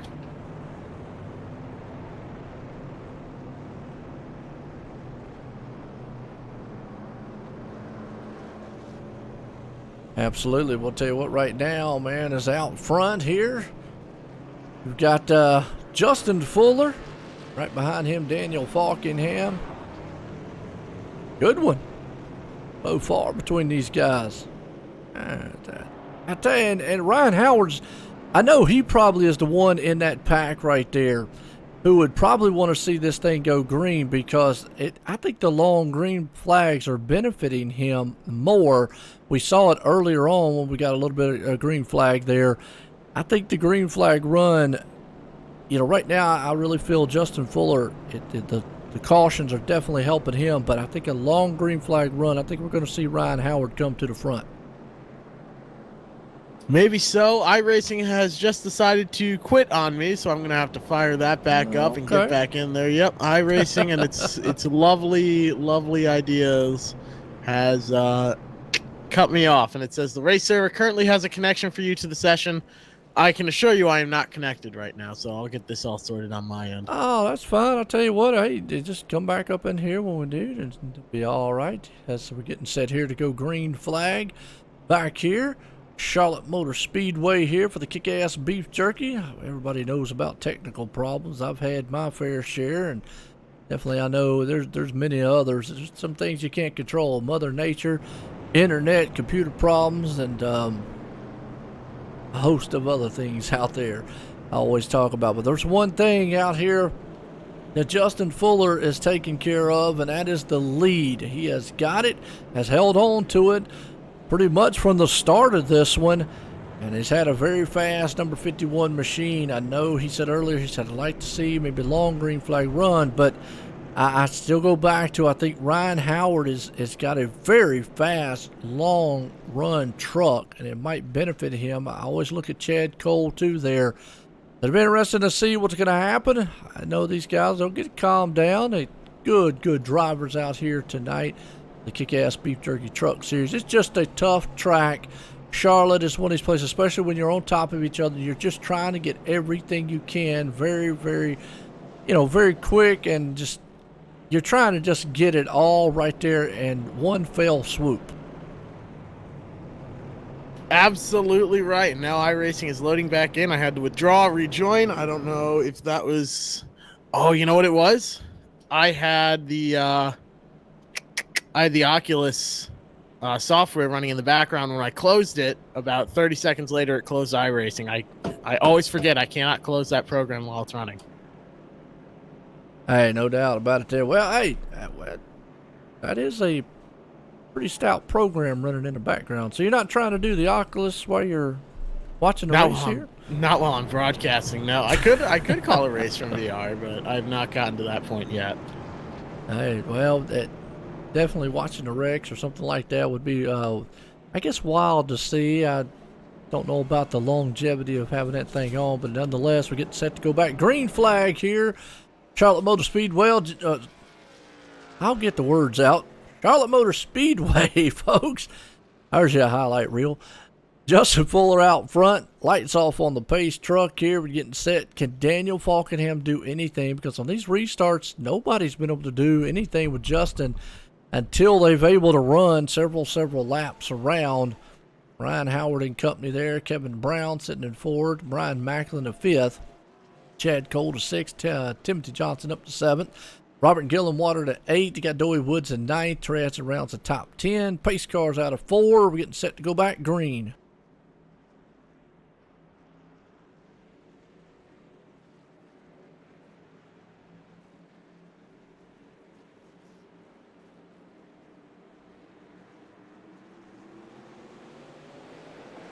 Green flag. We're back here racing at Charlotte. Old Justin Fuller's there again. Gets another good jump out front of the field. That's just what he wants and how he wants to keep going. And behind him, Daniel Falkenham gets cleared. Ryan Howard and company there with Brian Macklin, Kevin Brown. They're going to go door to door down the back stretch. But still your leader out front, Justin Fuller. As you see those 4 machines, and here comes the 17, and we got a truck. Robert Gillenwater is around. Collects a few others. Let's go back on the replay and just see what happened. It looked like he got going here, and Dowie Woods and him just got together going into the turn. Oh, and Tommy Ryan just got a piece of that too, but unfortunate there. Robert Gillenwater was up front. Him and Dowie Woods just got together and caution out. Well, it's that old saying there, Jeff. Caution breed cautions.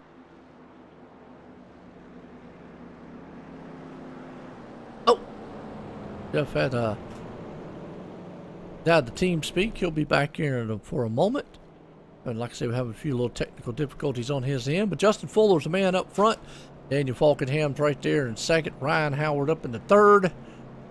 Kevin Brown hanging on to fourth. Brian Macklin to fifth. Chad Cole to sixth. Timothy Johnson to seventh. Dowie Wood to eighth. Trey Hudson to ninth. And Donnie Leah out to the 10th place spot. But whew, this is just, some of these drivers out here tonight kind of just having a, lack of a better word, not a fun time out here. Justin Fuller, he's having a fun time hanging on that top spot. How's everyone doing out there? A good night, having a good Wednesday night here. Hump day, what they normally call this. Well, Jeff's back. How you doing, Jeff?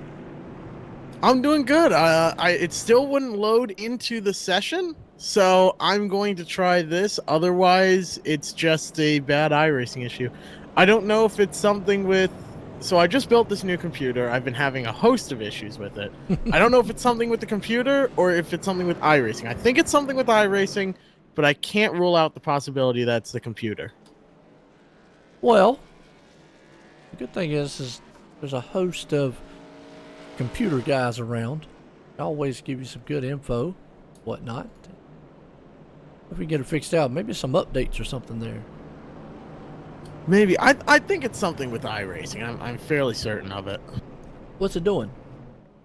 It says timed out joining communications channel, but that means there's an internet connection issue, which can't be the case because you and I are talking, and I'm wired directly in. So it's just iRacing being finicky, I think. Yeah, just keep trying. I've had that happen before. Timeout with the server and so forth and so on. And if you have to, reboot, try that, sync them back in. I've had that happen a couple times. Sometimes I've had to actually go through the beta UI and see. But like you said, You gotta love technology. I've messed with it for a long time, and sometimes it can it wants to make you go and just beat your head against the wall. You got that right. You are absolutely correct right there on that one. I when I built this computer, I put an ASRock X370 motherboard in there, which is compatible with the Ryzen 3600, Ryzen 5 3600 processor. However, to run it, it requires a BIOS update. Yep. In order to get in there to do the BIOS update, you need a 2600 processor, which I did not have. So I had to find somebody near me, a computer shop that carried a 2600 processor in stock, pay them $135 to get in there and do the BIOS update and give it back. And then the BIOS update got corrupted somehow, which I still don't know how that possibly could have happened. And I had to bring it back to the guy, and thankfully he fixed it for free. So now it's up and running 3 days later. You're right. I mean, and I know all so well because that's what I run on the Ryzen systems in order to make those older boards, even the 350 to 450s, and all those other ones to work. You definitely have to have one of the older chips. But yeah, I definitely feel the pain that you got going on there. It's one of those technical side things. Just keep trying, see what you can come up with. We're still in the caution here at Charlotte Motor Speedway. Justin Fuller's the man out front. Daniel Falkenham there in second. Ryan Howard's the third. Kevin Brown the fourth. Brian Macklin the fifth. All these guys are trying to line it up here and trying to figure out what they need to do to get this thing going here. We're at lap 62. And, you know, again, I got to look. Justin Fuller, though, I know he said earlier, I'd like to see it go long green flag, but I feel, you know, these cautions have benefited him more so than anybody on the track right now. You're absolutely right. He's been doing well with these cautions as I'm loading back into iRacing once again. Looks like the old girl is going to pull through for me here. I haven't named the computer yet. I'll get around to it, but she's pulling through for me and getting everything working here, so that's good. Old Betsy right now, so she can name it. But she's brand new. I can't call her old Betsy. Well, until it starts acting right, then you'll say, "Oh, good, now we went to new Betsy, so we're good to go." It's old Betsy when she acts up. I like That's it. Yep, there you go. You gotta always have a backup plan for it. I always was told back in the day when I worked in the computer field, they always said, you know, if you want your stuff to run good, talk to it nicely. So it's kind of held to always say, hey, look, just run good. And I think that's what Justin Fuller's doing tonight, because he's definitely running good. He's talking very kindly out there and say, please just hold up, stay out front, keep this thing going as the pace truck's in. The green flag's about to fly here at Charlotte. Justin, he drops the hammer. We're back at it again. Back racing once again, not a second of action missed. Donnie Leah out here in the back now. He's still got that rear end damage. He's back in the top 10 though. He's got Tommy Ryan behind him trying to make something work, but it's hard when you've got bad damage like that. Joy Woods in the 07 stuck up on the outside, but up in front, a man with no issues at all, Justin Fuller's got a lead of about 5 truck lengths over Ryan Howard, who's cleared kind of, sort of, not really himself around that 30 machine. That's Brian Macklin. Started 22nd now, and he's running for third. Yes, he is up there third place. He's trying to get that second place, and we've seen all night long to get right there at that rear quarter panel. That truck on the inside kind of just starts getting tight, easing up the track, and it doesn't take much to clip it. But you see Ryan Howard able to make the pass there, and Brian Macklin falls back to third. Justin Fuller out front, so we'll see if old Ryan gets a long run here and was able to run him down. Kevin Brown, though, up top. He's going to see if he can't get a run. And boy, I tell you what, Daniel Falkenham, that truck had to thread the needle. He got back up there and looks like in the fourth place spot. Having himself a great run up there in fourth place. Daniel Falkenham is. Brian Macklin sits in third, Ryan Howard in second, but now they've got a bit of a gap to Justin Fuller ahead. I'm interested to see if Ryan Howard's going to be able to run down Justin Fuller. We saw earlier on the last green flag run that he was able to get within about a truck length or two, but couldn't get any closer than that. Once he hit that wall of air behind Justin Fuller, he couldn't get closer than a truck length back.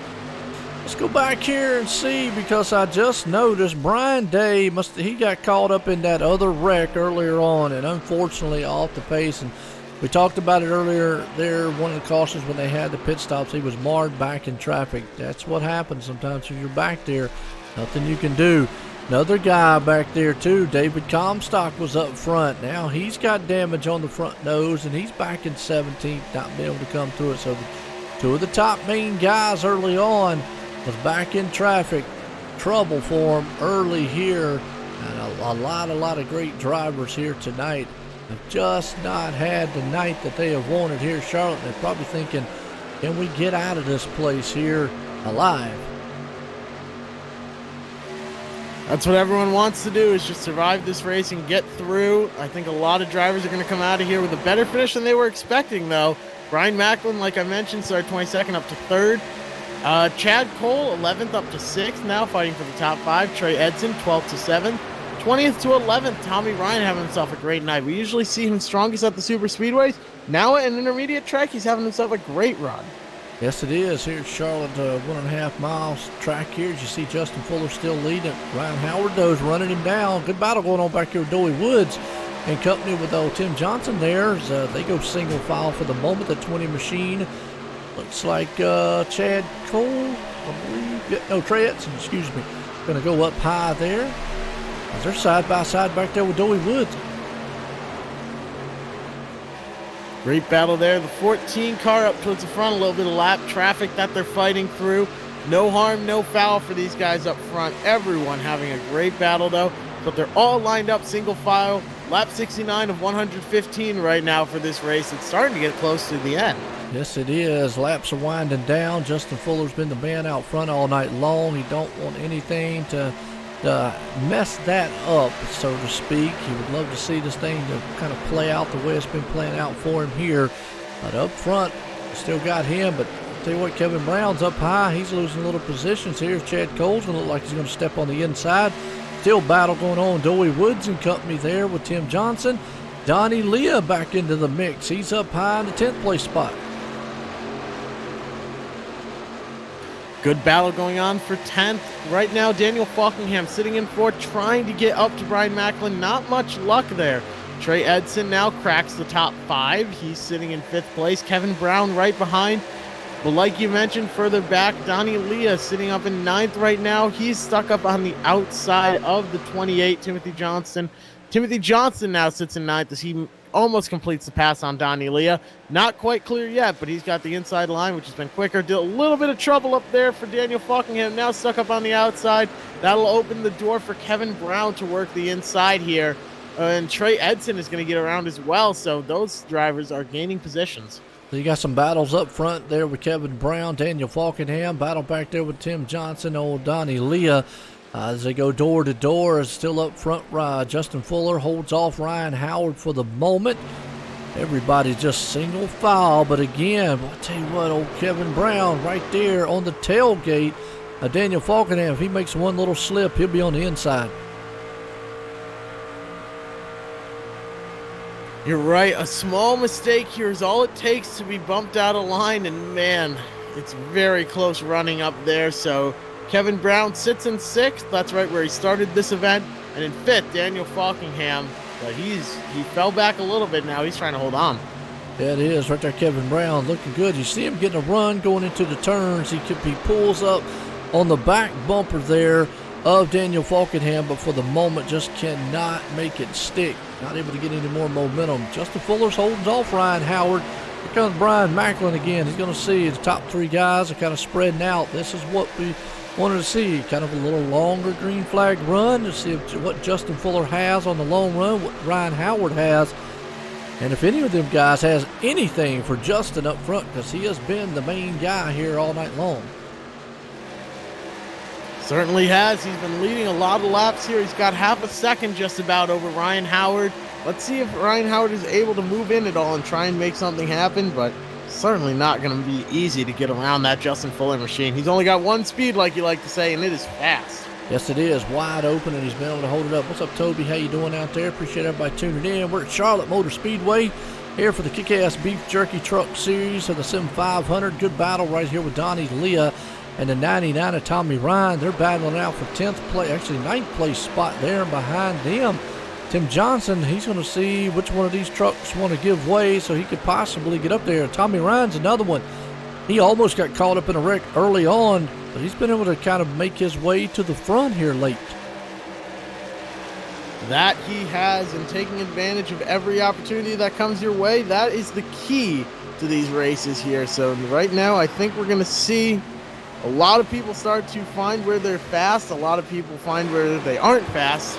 At the same time, right now, we're seeing Ryan Howard going to work on Brian Macklin, who just got around him. Ryan Howard literally painting that back bumper, but the caution's out as the battle was really brewing for second.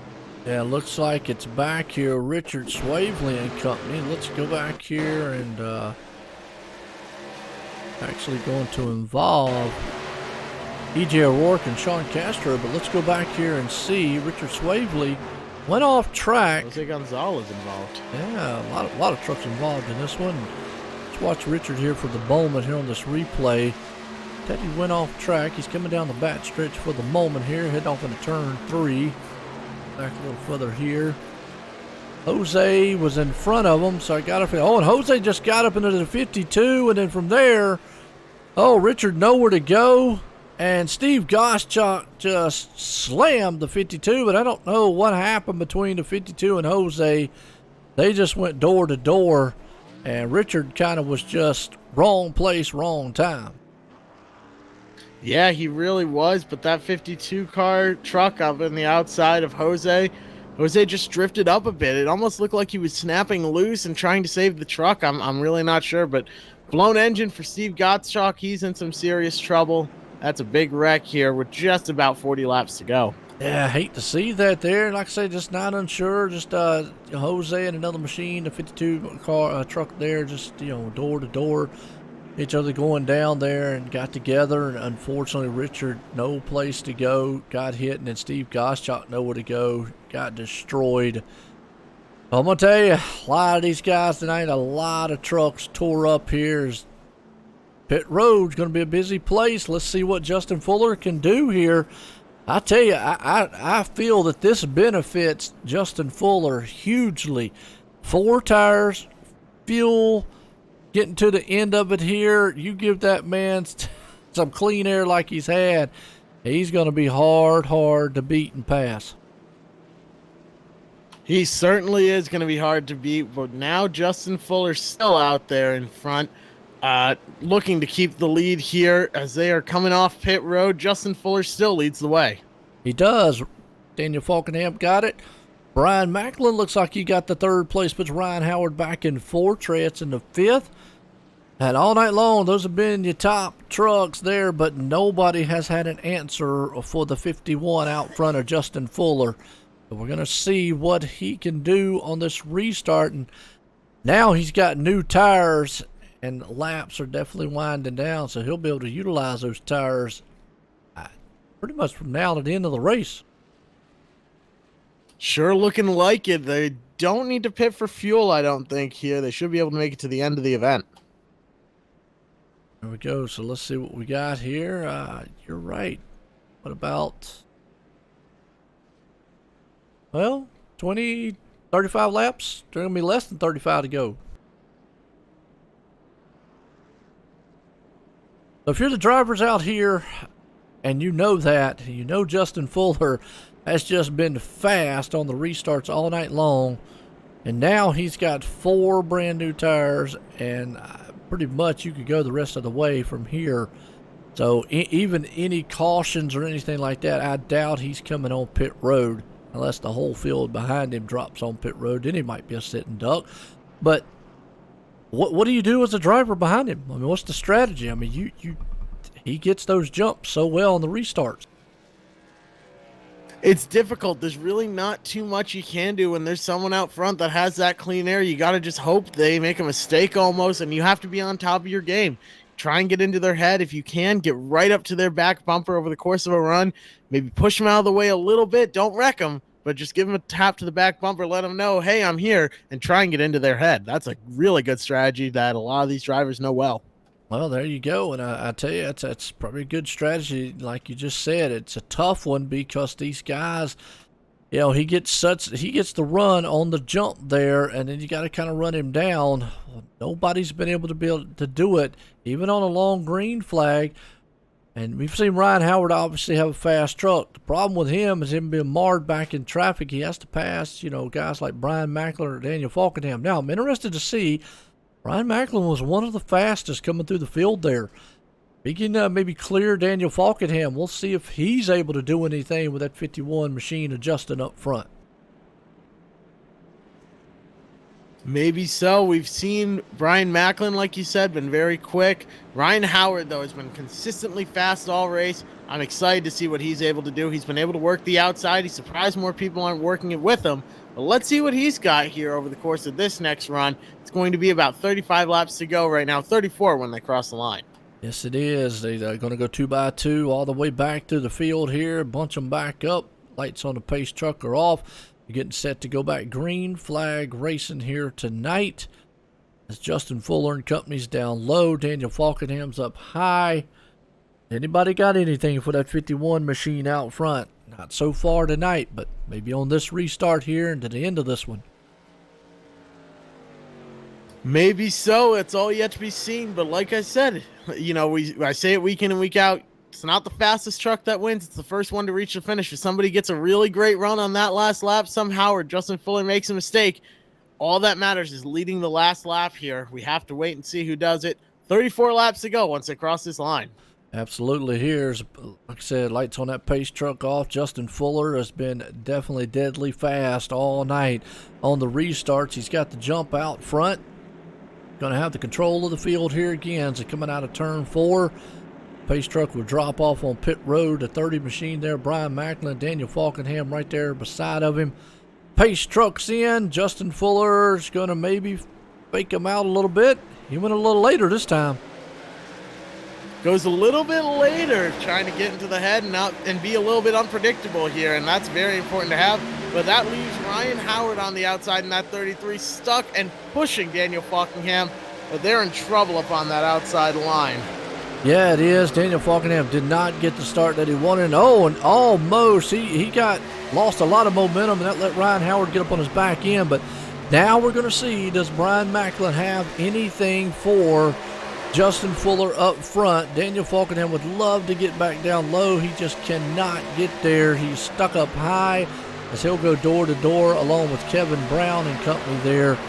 So they're 2x2, but Justin Fuller loving what he's seeing out front right now. He's got clean air, 4 tires, and a very, very fast. And Ryan Howard touches the wall out of turn 2. He does. He's going to fall back. But how about someone working their way up? Donnie Leah. He's got that back end damage almost perfectly repaired. I think that's about all the repair that he can get here. He's cruising through the field, and he's up to 4th right now, and he's looking to gain some ground on Trey Edson. Remember, those two got together earlier in this race, so we might see a little bit of aggression here from Donnie Leah. I don't know how much of a break he'll cut Trey Edson if Trey ends up needing one. Yeah, it is. You're right. He got it kind of straight, so that'll help the handling of that machine. But he's got to worry about Daniel Falkenham now. Look at the 17 of Chad Cole. Chad Cole says, hey, I got to be aggressive here. I've got to get up front. Time's running out. We'll see what happens. But Donnie Leah, like you said, up to 4th. Good run by him, and he's trying to run into tire tracks of old Trey Edson. Those two there. You said when he gets up there, what'll happen? Well, he's going to hope to maybe just get around him and to set sail. Exactly. That's what these drivers want, is to just set sail. Right now, Donnie Leah wants Trey Edson to get to the inside of Brian Macklin, push him up to the outside, and get him out of line. That'll give him a chance to run it down. But Justin Fuller now just a truck length back to to Brian Macklin. Justin Fuller now is feeling the heat from that 30 machine. Yeah, all night long, Justin Fuller's had clean air and a truck out front. He's not had anybody right there on his back tailgate, but you see Brian Macklin lose a little bit of momentum. That's going to allow Trey Edson to go to the inside. This is what Justin wants to see. Those two guys behind him battle it out. That'll help him maybe cool down his tires and save a little bit. Here comes the 29 of Donnie Leah up the 3rd. Boy, Brian Macklin, that wiggle hurt him huge as you've got a whole gaggle of cars and trucks back here. I mean, it's 2x2 all the way back from about 4th on back. That's a big move right there. Now Donnie Leah up to 3rd, and Justin Fuller now looking in his rear view and cheering a bit, I'm sure, as that side-by-side battle got him a little bit of ground and a little bit of an advantage over Trey Edson. Now he's got some breathing room to 2nd place. That's exactly what he wanted. And if Donnie Lee is able to get up side by side with that 20, it'll only buy the 51 a little bit more of a lead here. Now we're starting to get down to under 30 laps to go here. 28 laps left in this event. It is go time for these drivers. Yes, it is. You're right there. Getting down to that, I always say, run what you brung. Business is about to pick up here, and Justin Fuller is definitely running out front. But look who's running him down. Trey Edson got a good run there when they ran around those lap machines. Let's see if he's able to keep up that push and try to maybe if he can make Justin Fuller make a mistake up front. That's what nobody's been able to get close enough to Fuller to make him, try to rear view mirror drive a little bit. He's just had clean room up front all night long, and he's just had his own race. If anybody get up there to him, maybe it'll make him make a mistake. Maybe so. We're going to have to see how strong Justin Fuller is mentally here when he's got somebody breathing down his neck. We're seeing the same right now from Trey Edson, though. He's got Donnie Lee right behind him, just half a truck length between the two. Donnie Lee is going to try and make that move whenever he can. That leaves Trey Edson in a tough spot. Means he's got to make a move on Justin Fuller as soon as he possibly can, but that could also open the door for Donnie Lee to make a move on him, and he loses second place. Don't know what kind of firecracker went off inside of that truck of Donnie Lee, but he is on rails right now after he got hit early on in the race, right up to third place. Looking good so far. Behind him, they're side by side, but the top three guys, nose to tail, racing it out here as we are definitely getting down to the ending laps. For what? Less than definitely 20 to go here. Justin Fuller out front. Got to go back around sixth place. So remember that No Bull 4, Chad Cole, one of those drivers, because earlier on the top two guys, or actually two of the top guys, Jose Gonzalez and Anthony Barrow, got caught up in a wreck. Chad Cole definitely would not want to wreck here late in this one. But battle's on up here, though. Donnie Leah's run down Trey Edson for second place. He has. He's right on that back bumper. Now he's there with the move. Trey Edson has to give him room. Donnie Leah now down on the bottom. Is Trey Edson going to be able to roll the outside? Looks like it. He's got a great run going out there and clears himself off Donnie Leah. That's exactly what he needed to do, and Donnie Leah couldn't manage to hold that inside line on the 20 car, but fantastic driving by both of them to keep it clean. But a little bit more there from Trey Edson helps him stay in front of Donnie Leah. Well, he used every bit of racetrack coming off of four there to get around Donnie Leah to stay in front of him for second place. That was the outside lane, and now he is trying everything he can. He drove it on the inside to see if he could close up to the back bumper of Justin Fuller. Nobody has got this close to Justin all night long to see if they can make him make a mistake in the turns. He has been like just on rails out there out front. Donnie Leah still there, though. And you don't count out old Daniel Falkenham. The thing about it is, if these three guys get up here and really, really start, hammering on each other, that can bring Daniel Falkenham and company to the front too. It absolutely can, and right now you have to be careful not to give an advantage to your competitors. Even if it means running 1, 2, 3, you might have to just not make that move, even if you're a little bit faster than the guy.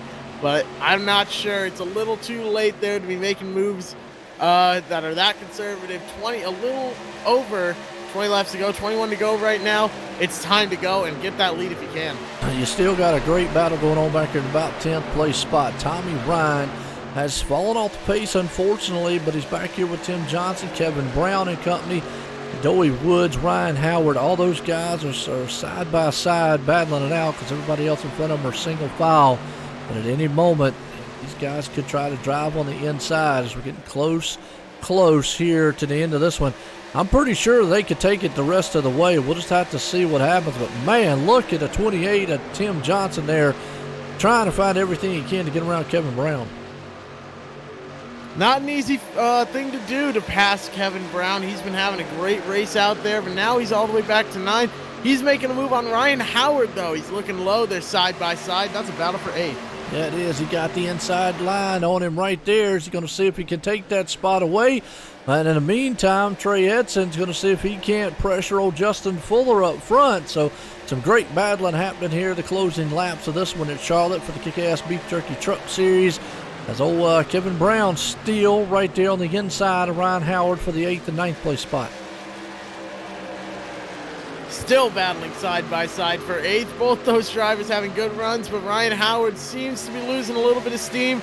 Also, it doesn't help that Timothy Johnson in that 28 is now down on the bottom, helping push Kevin Brown a little bit. Back up towards the front, though, we're starting to space out a little bit here, but Daniel Falkingham still about 0.7 seconds back from the leader. He's within striking distance, but he needs to pick up the pace a little bit here.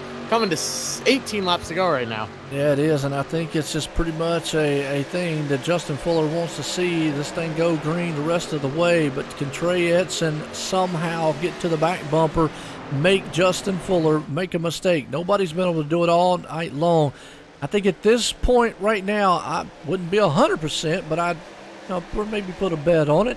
Justin Fuller would not want to see a caution late in this one. Donnie Leah, though, would want to see one to see if he can't have one more shot up there on a restart and see what happens.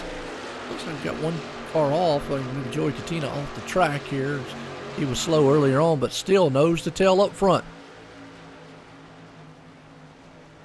Nose to tail in this race, like you said, and it's a really great race so far. Now, Ryan Howard still making the outside work. He's got Timothy Johnson to his inside, but Tommy Ryan and the 11, that's Richard Beasley trying to make something happen. Tommy Ryan gets shuffled to the outside. Now, that's a great little 5-car battle going on around 8th place. Yes, it is. They're side by side. There's Tommy Ryan right along with him here on the inside. See what he sees. And in front of him, he's got Richard Beasley. Now, if you remember, we have not talked about Richard Beasley all night long, and Timothy Johnson got loose, got into the 11 machine of Richard Beasley, and man, as soon as I said something about him, he got caught. Now, what I was about to say is he was one of the Noble 4 drivers, and unfortunately, right there, coming to the front, he was making his way up there and then just got caught. Timothy Johnson got loose, and we saw it live there. And when he got loose, Richard just wrong place, wrong time, and tagged him, and he just spun it out. Yeah, you're right. Very unfortunate incident. Very frustrating to get caught up in for the 11, I'm sure. But Timothy Johnson still out there, still holding on. But, man, that's a lot of damage to that 28 machine. And I'm going to blame that one. It's Jeff's fault on the broadcaster jinx that time. Yeah, the commentator's curse. We have a great power, but with great power comes great responsibility here. Yes, it does. And it's been a good one, but as soon as I say something good on him, definitely a disaster happens. Well, pit road is open, and everybody comes down. So far, everybody's coming down. Justin Fuller brings the field. Will they do 4, or will we see some 2-tire stops here? And this is what we talked about at the beginning of the race, because now would be the time that you would probably see somebody marred way back in traffic do something like that. I think we do got a couple takers. Yes, Daniel Falkingham took 2 tires. Donnie Leah, 2 tires. Chris Jaboo, 2 tires. Justin Fuller, the first one on 4. Trey Edson on 4. And I have mentioned this time and time again. Here is where we see just how good Justin Fuller is, because he will start in 4th. And unless he gets an exceptional restart and is able to clear those 3 guys, I feel, before coming out of turn 2, I think now is going to be the time he's going to really see what his truck is like. We've seen this before. Guys dominate races out front, and they've not been marred in traffic all race long, to only find out one little mishap on pit road to get, put back 5th, maybe a little further back, and that truck is not what it was earlier on, and they're like, uh-oh, I don't know what to do at this point. And the problem is now it would be a little bit too late for him to adjust, I feel. So I think now he's got to hope that he can get around those top 3 guys very, very quickly.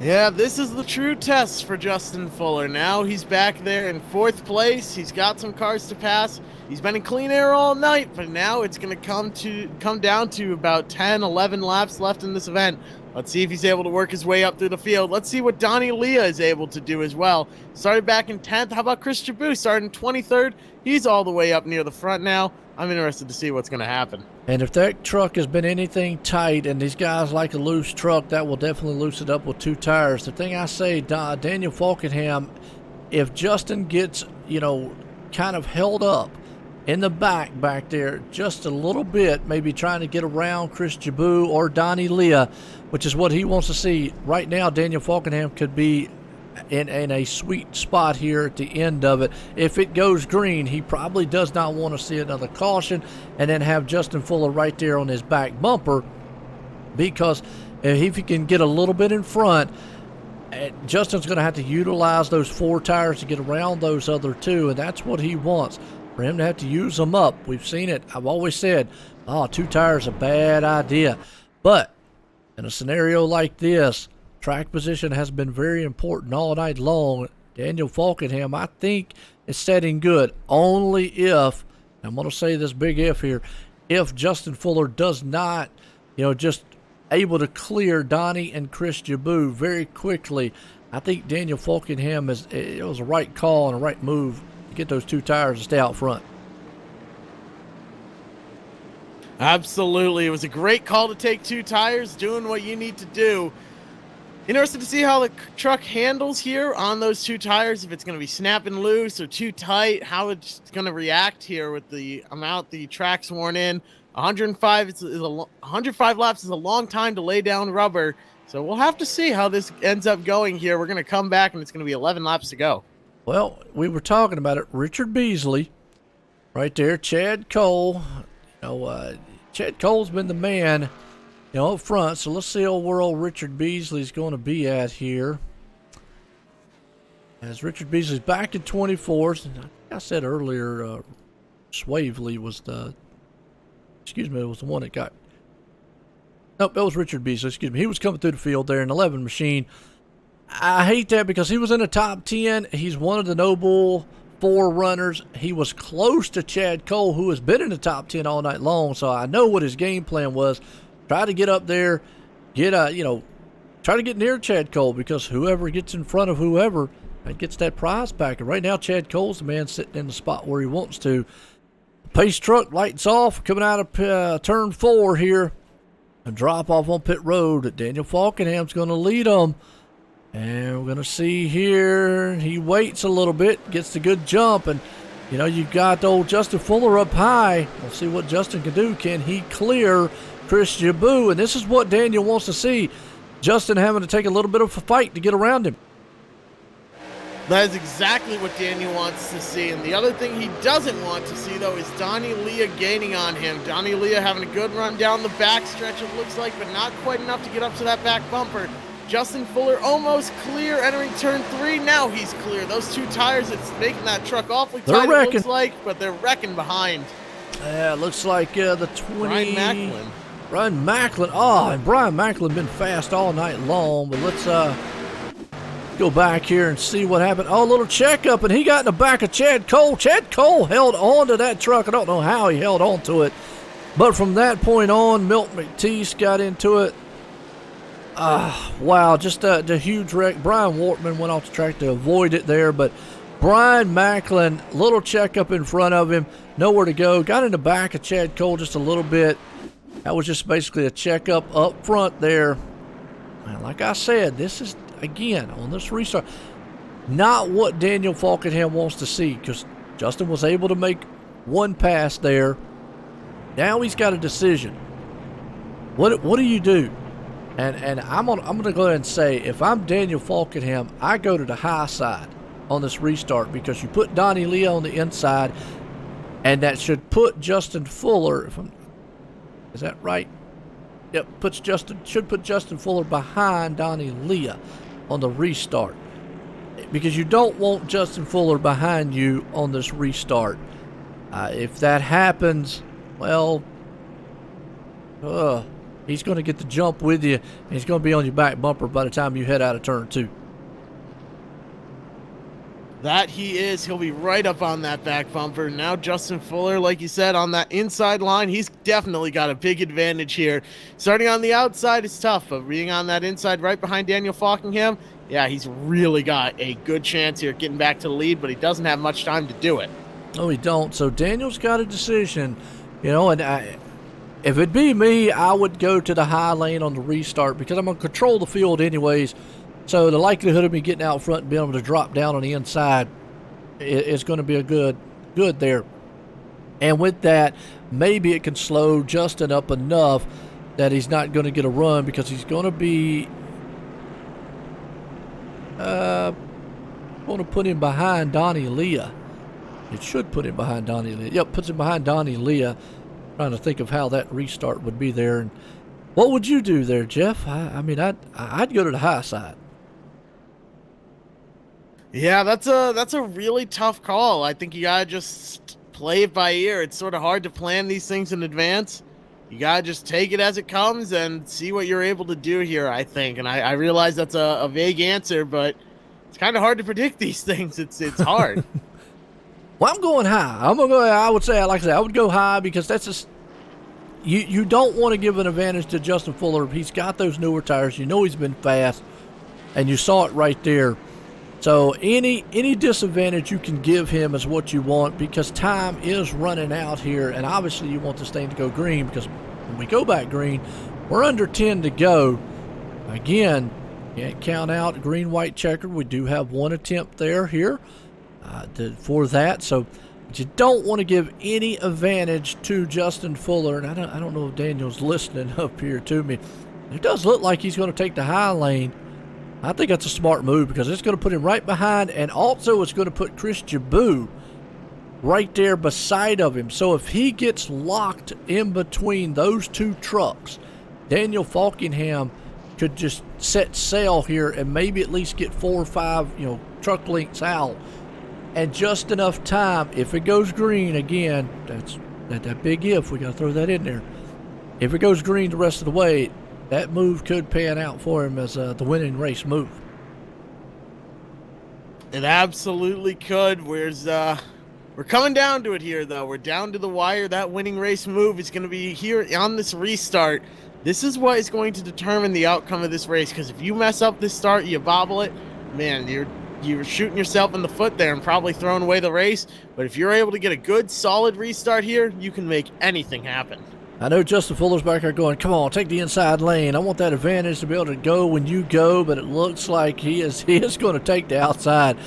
Daniel Falkingham understands the situation he's in right now. He knows the two tires would not hold up to a long green flag shootout with Justin Fuller, with him being right there on this back bumper, but it might hold up here long enough with a run if he is to get, held up by some drivers, and that's basically what it is. I mean, this is pretty much about the best scenario here for Daniel. This is about the only thing he can do is put Justin Fuller in between all those. And don't count out Dewey Woods and Trey Edson. Those guys are on 4 tires too.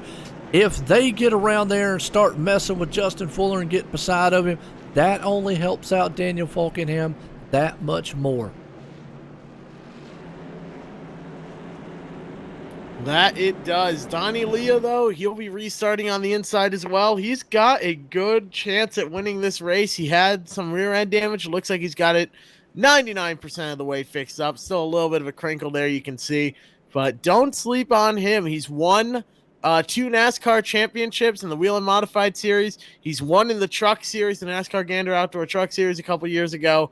He's got the talent. He's got the reputation to back it up. Let's see if he's able to pull it off here at the virtual Charlotte Motor Speedway. Coming to the restart, green flag in the air. Donnie Leah with just as good a jump on the inside.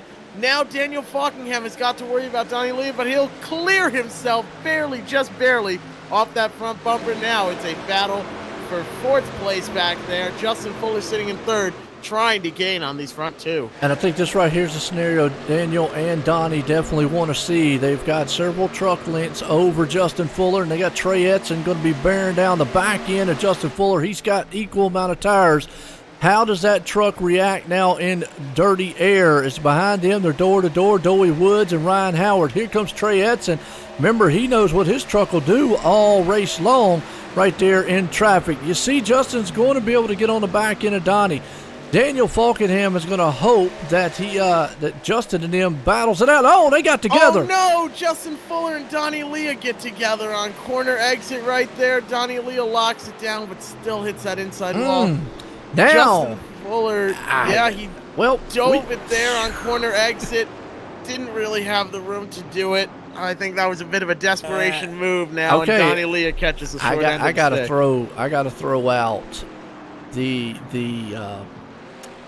the devil's advocate here a little bit. Now, I'm no admin, and I'm and this is all for the rules here, the Sim500. So what I say definitely is not 100%, but by going off of rule, that wreck was caused on Justin Fuller there. That's if they look at it that way. Again, I'm not saying that's what it was, or that's how they will. They might say a racing incident, but if so, under 10 to go, he will receive a black flag.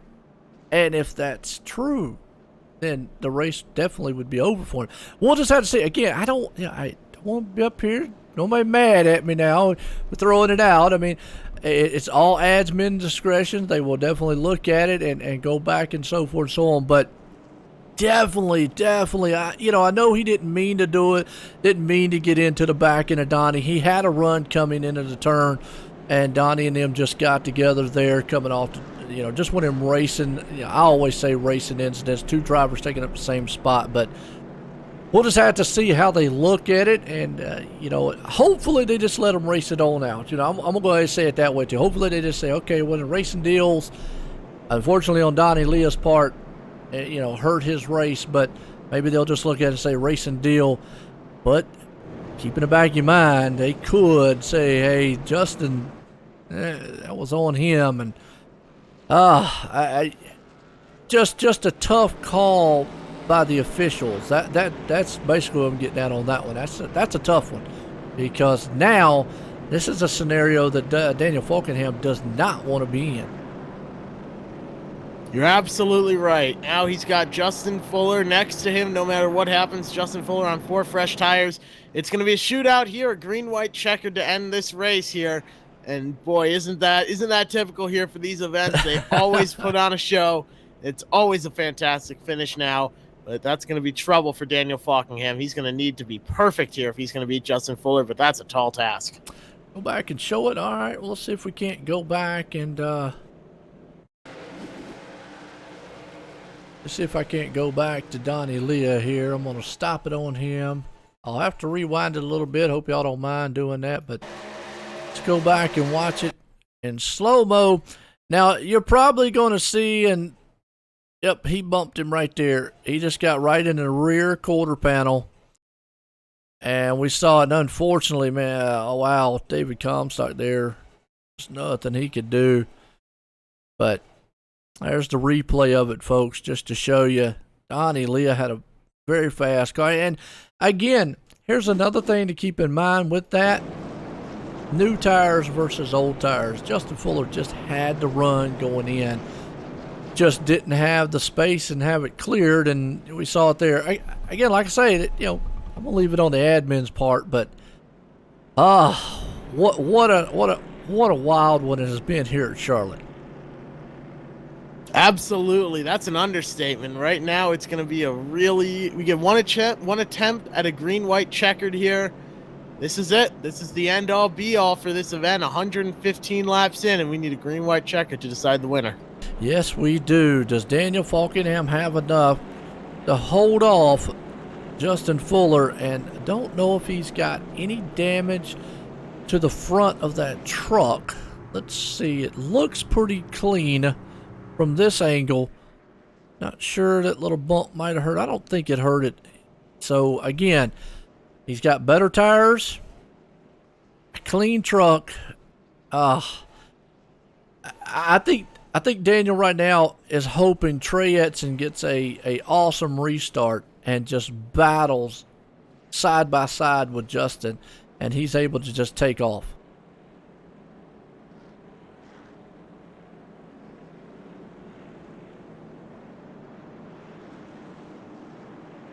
Getting set here to get to the closing. Lights off on the pace car.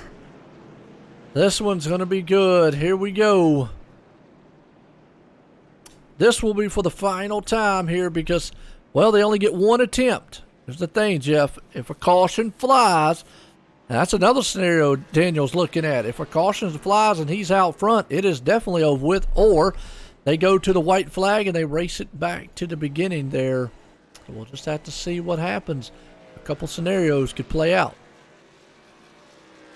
A lot of different scenarios, but a smart move by Daniel Falkingham to take the inside, put Justin Fuller on the outside, take that small advantage of having the inside line here. Let's see what he's able to do. That 39 truck is on 2 tires. Justin Fuller took 4 last time. It's going to be interesting here, but Daniel Falkingham certainly has a chance here if he plays his cards right. He's just wanting Trey Edson to get up there and ruffle the feathers just long enough on Justin Fuller to get around and win this thing. And you've got Doey Woods and Ryan Howard there also. All those guys took 4 tires on the other caution and the pit stops that everybody done. But here we go for the final time tonight. Pace truck out of turn 4 is going to take the hard left turn off on pit road. Daniel Falkingham and company up front. And remember, Daniel, he does get a good jump. And that's going to bring Trey Edson with him. A great jump. Justin Fuller cleared Trey Edson, but that gives Daniel Falkingham about 2 truck lengths over Justin Fuller now. Green-white checker, but the next flag is going to end this race. And if a caution was a flag, well, if it's a white flag, they make it to the white flag, doesn't matter. If a caution flies at this moment, it's Daniel Falkingham's. Here comes Justin Fuller ahead of steam in a turn 3. We've seen it all night long. Does he have enough? Is the dirty air going to hold him up? We don't know what his truck will do. Right behind him, they're 3 wide. Coming out of turn 4, white flag. One more time around. Looking for a pass in the grass. Justin Fuller thinks better of it. Now he's looking down low. He checks up. He doesn't want to get into him, but that gets him loose. Oh, my goodness. Wow, Justin Fuller now dropping back to the field. Trey Edson now with the run. I don't think he's going to get there. This race, I believe, is going to go to Daniel Falkingham. Took 2 tires, held off the hard-charging Justin Fuller. He could win it here, but Trey Edson with a great run gets into that back bumper. Side-by-side drag race, not going to work. Out. Our winner, Daniel Falkingham. Trey Edson in second. Doey Woods comes home in third. And Doey Woods out of nowhere to get the 3rd place. And then at the end of it, those 2 tangle. But, man, I'm going to tell you what, Jeff, you're right.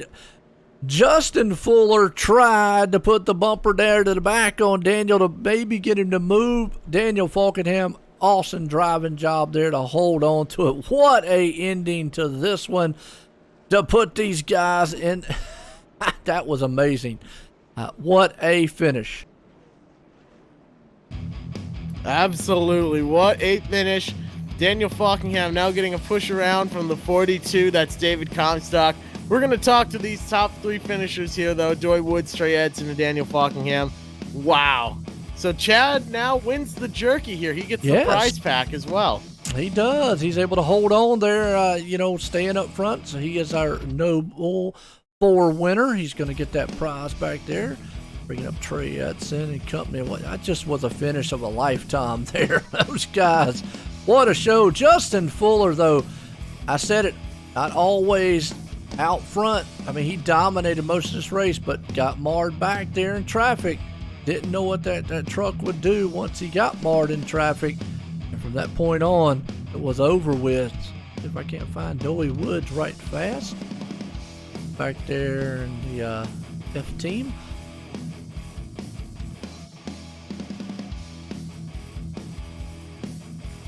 Alrighty. Well, let's bring up Doey Woods right quick here and let's get a word with him.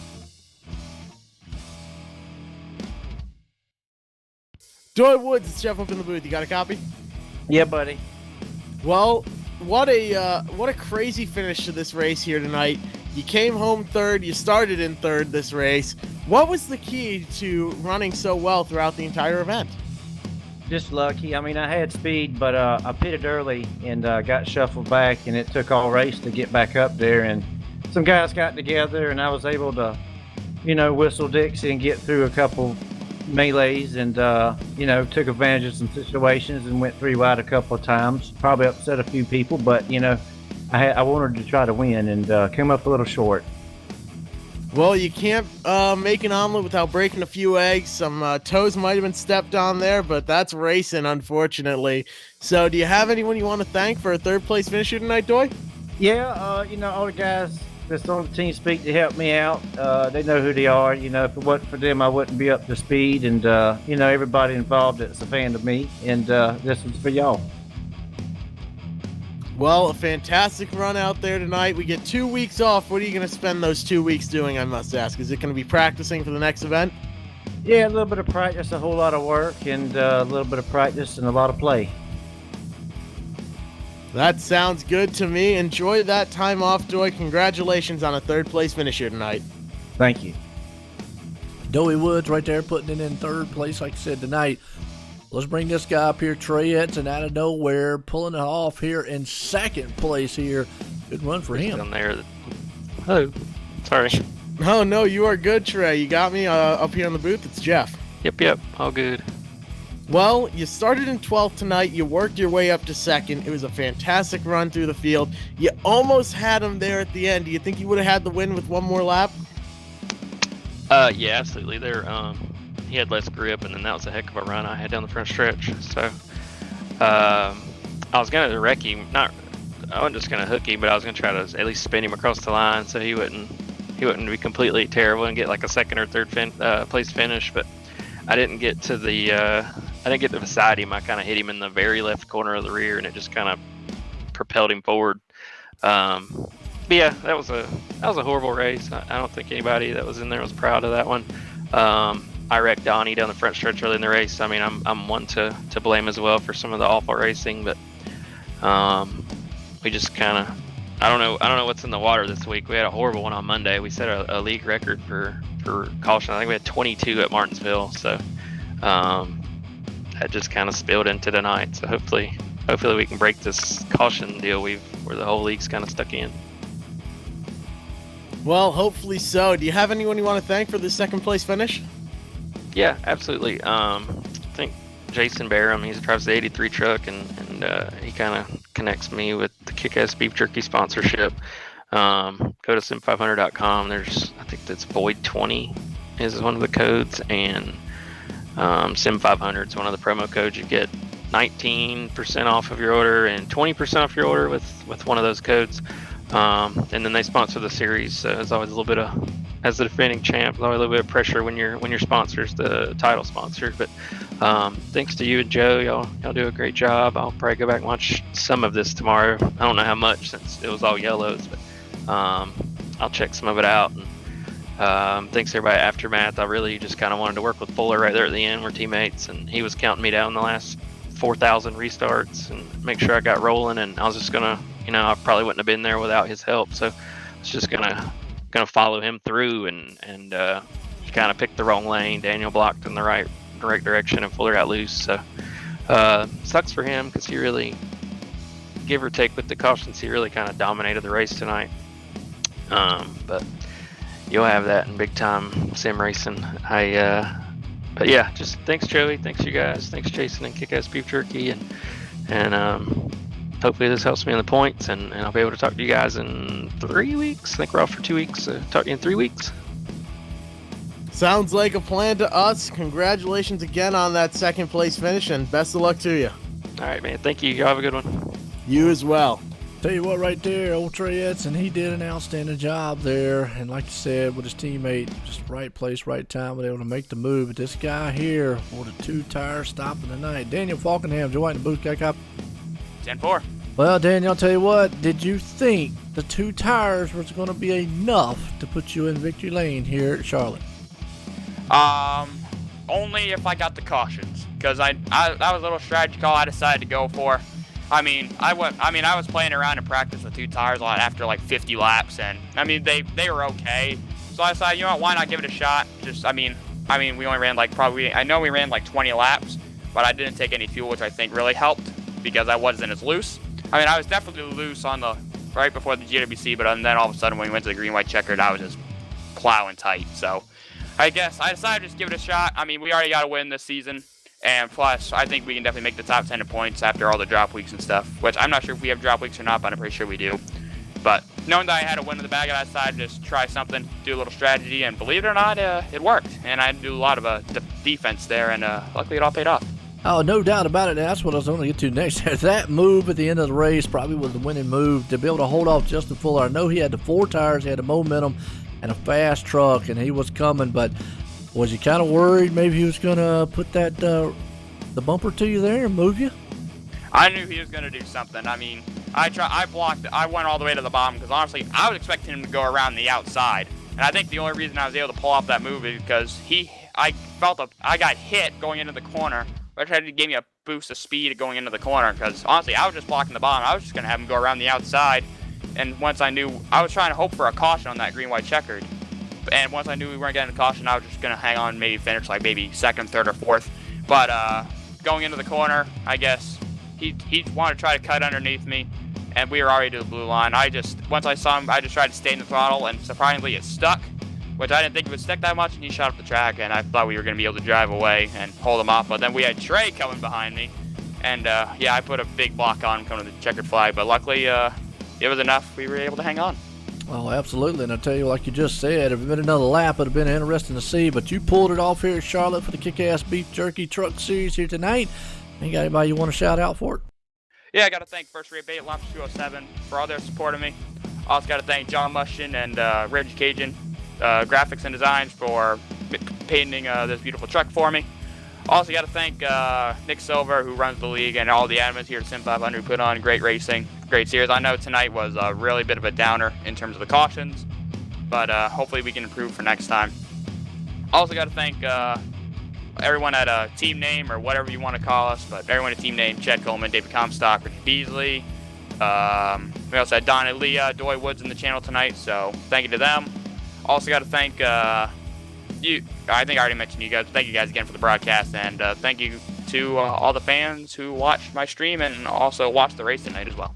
Oh, no doubt, Ben. And like you just said, a Raging Cajun, you were definitely raging up front. No, go ahead. What you got? Yeah, sorry, I forgot to mention Kickass Beef Jerky. Thanks to Jason Barham, Kickass Beef Jerky, for all they do for this series with like all the Noble races too, and with us being in the top 4, I think we're gonna be in the next Noble race, so that's even cooler. Oh, absolutely. You're right there. It was a no bull. You'll be in the next one. And it was awesome for you to put in victory lane. Again, there, Daniel Falkenham, fast machine here tonight. Again, congratulations on that win. Thank you, Jeff. All right, there we go, Daniel Falkenham. Well, let's look at the results order here. As these guys, Daniel Falkenham puts it in victory lane. Trey Edson up in the 2nd. Doy Woods the 3rd. Justin Fuller finishes out 4th. Ryan Howard the 5th. And Chad Cole, your no bull winner here tonight, finishing out in 6th. Chad Schilling up to 7th. You've got Chris Jabu there in 8th. Kevin Brown the 9th. And Mike Otesi rounds out the top 10 as we look through it. It was a wild one. Charlotte, these guys, it started off a little rough for a lot of drivers, but that ending there was just chaotic and exciting. It certainly was. It was chaos. It ended with a green-white checkered finish and a bit of a heartbreak there for Justin Fuller, I'm sure. But Daniel Falkenham came home the winner. Absolutely fantastic run. This league, the racing isn't always perfect. There are nights where we have a lot of wrecks, but it always gets made up for with a fantastic finish, and I couldn't have asked for a better run to the end there than we had tonight, with Trey Edson almost getting to that back bumper of Daniel Falkenham, but it was very, very close. Oh, yeah, absolutely. These guys put on an outstanding show here. We're going to leave Charlotte tonight for the Kickass Beef Jerky Truck Series. Hope everyone enjoyed it. And that man right there, Daniel Falkenham, putting it in victory lane. For myself, Jeff, and everybody here at the Sim500, everyone, have a good night.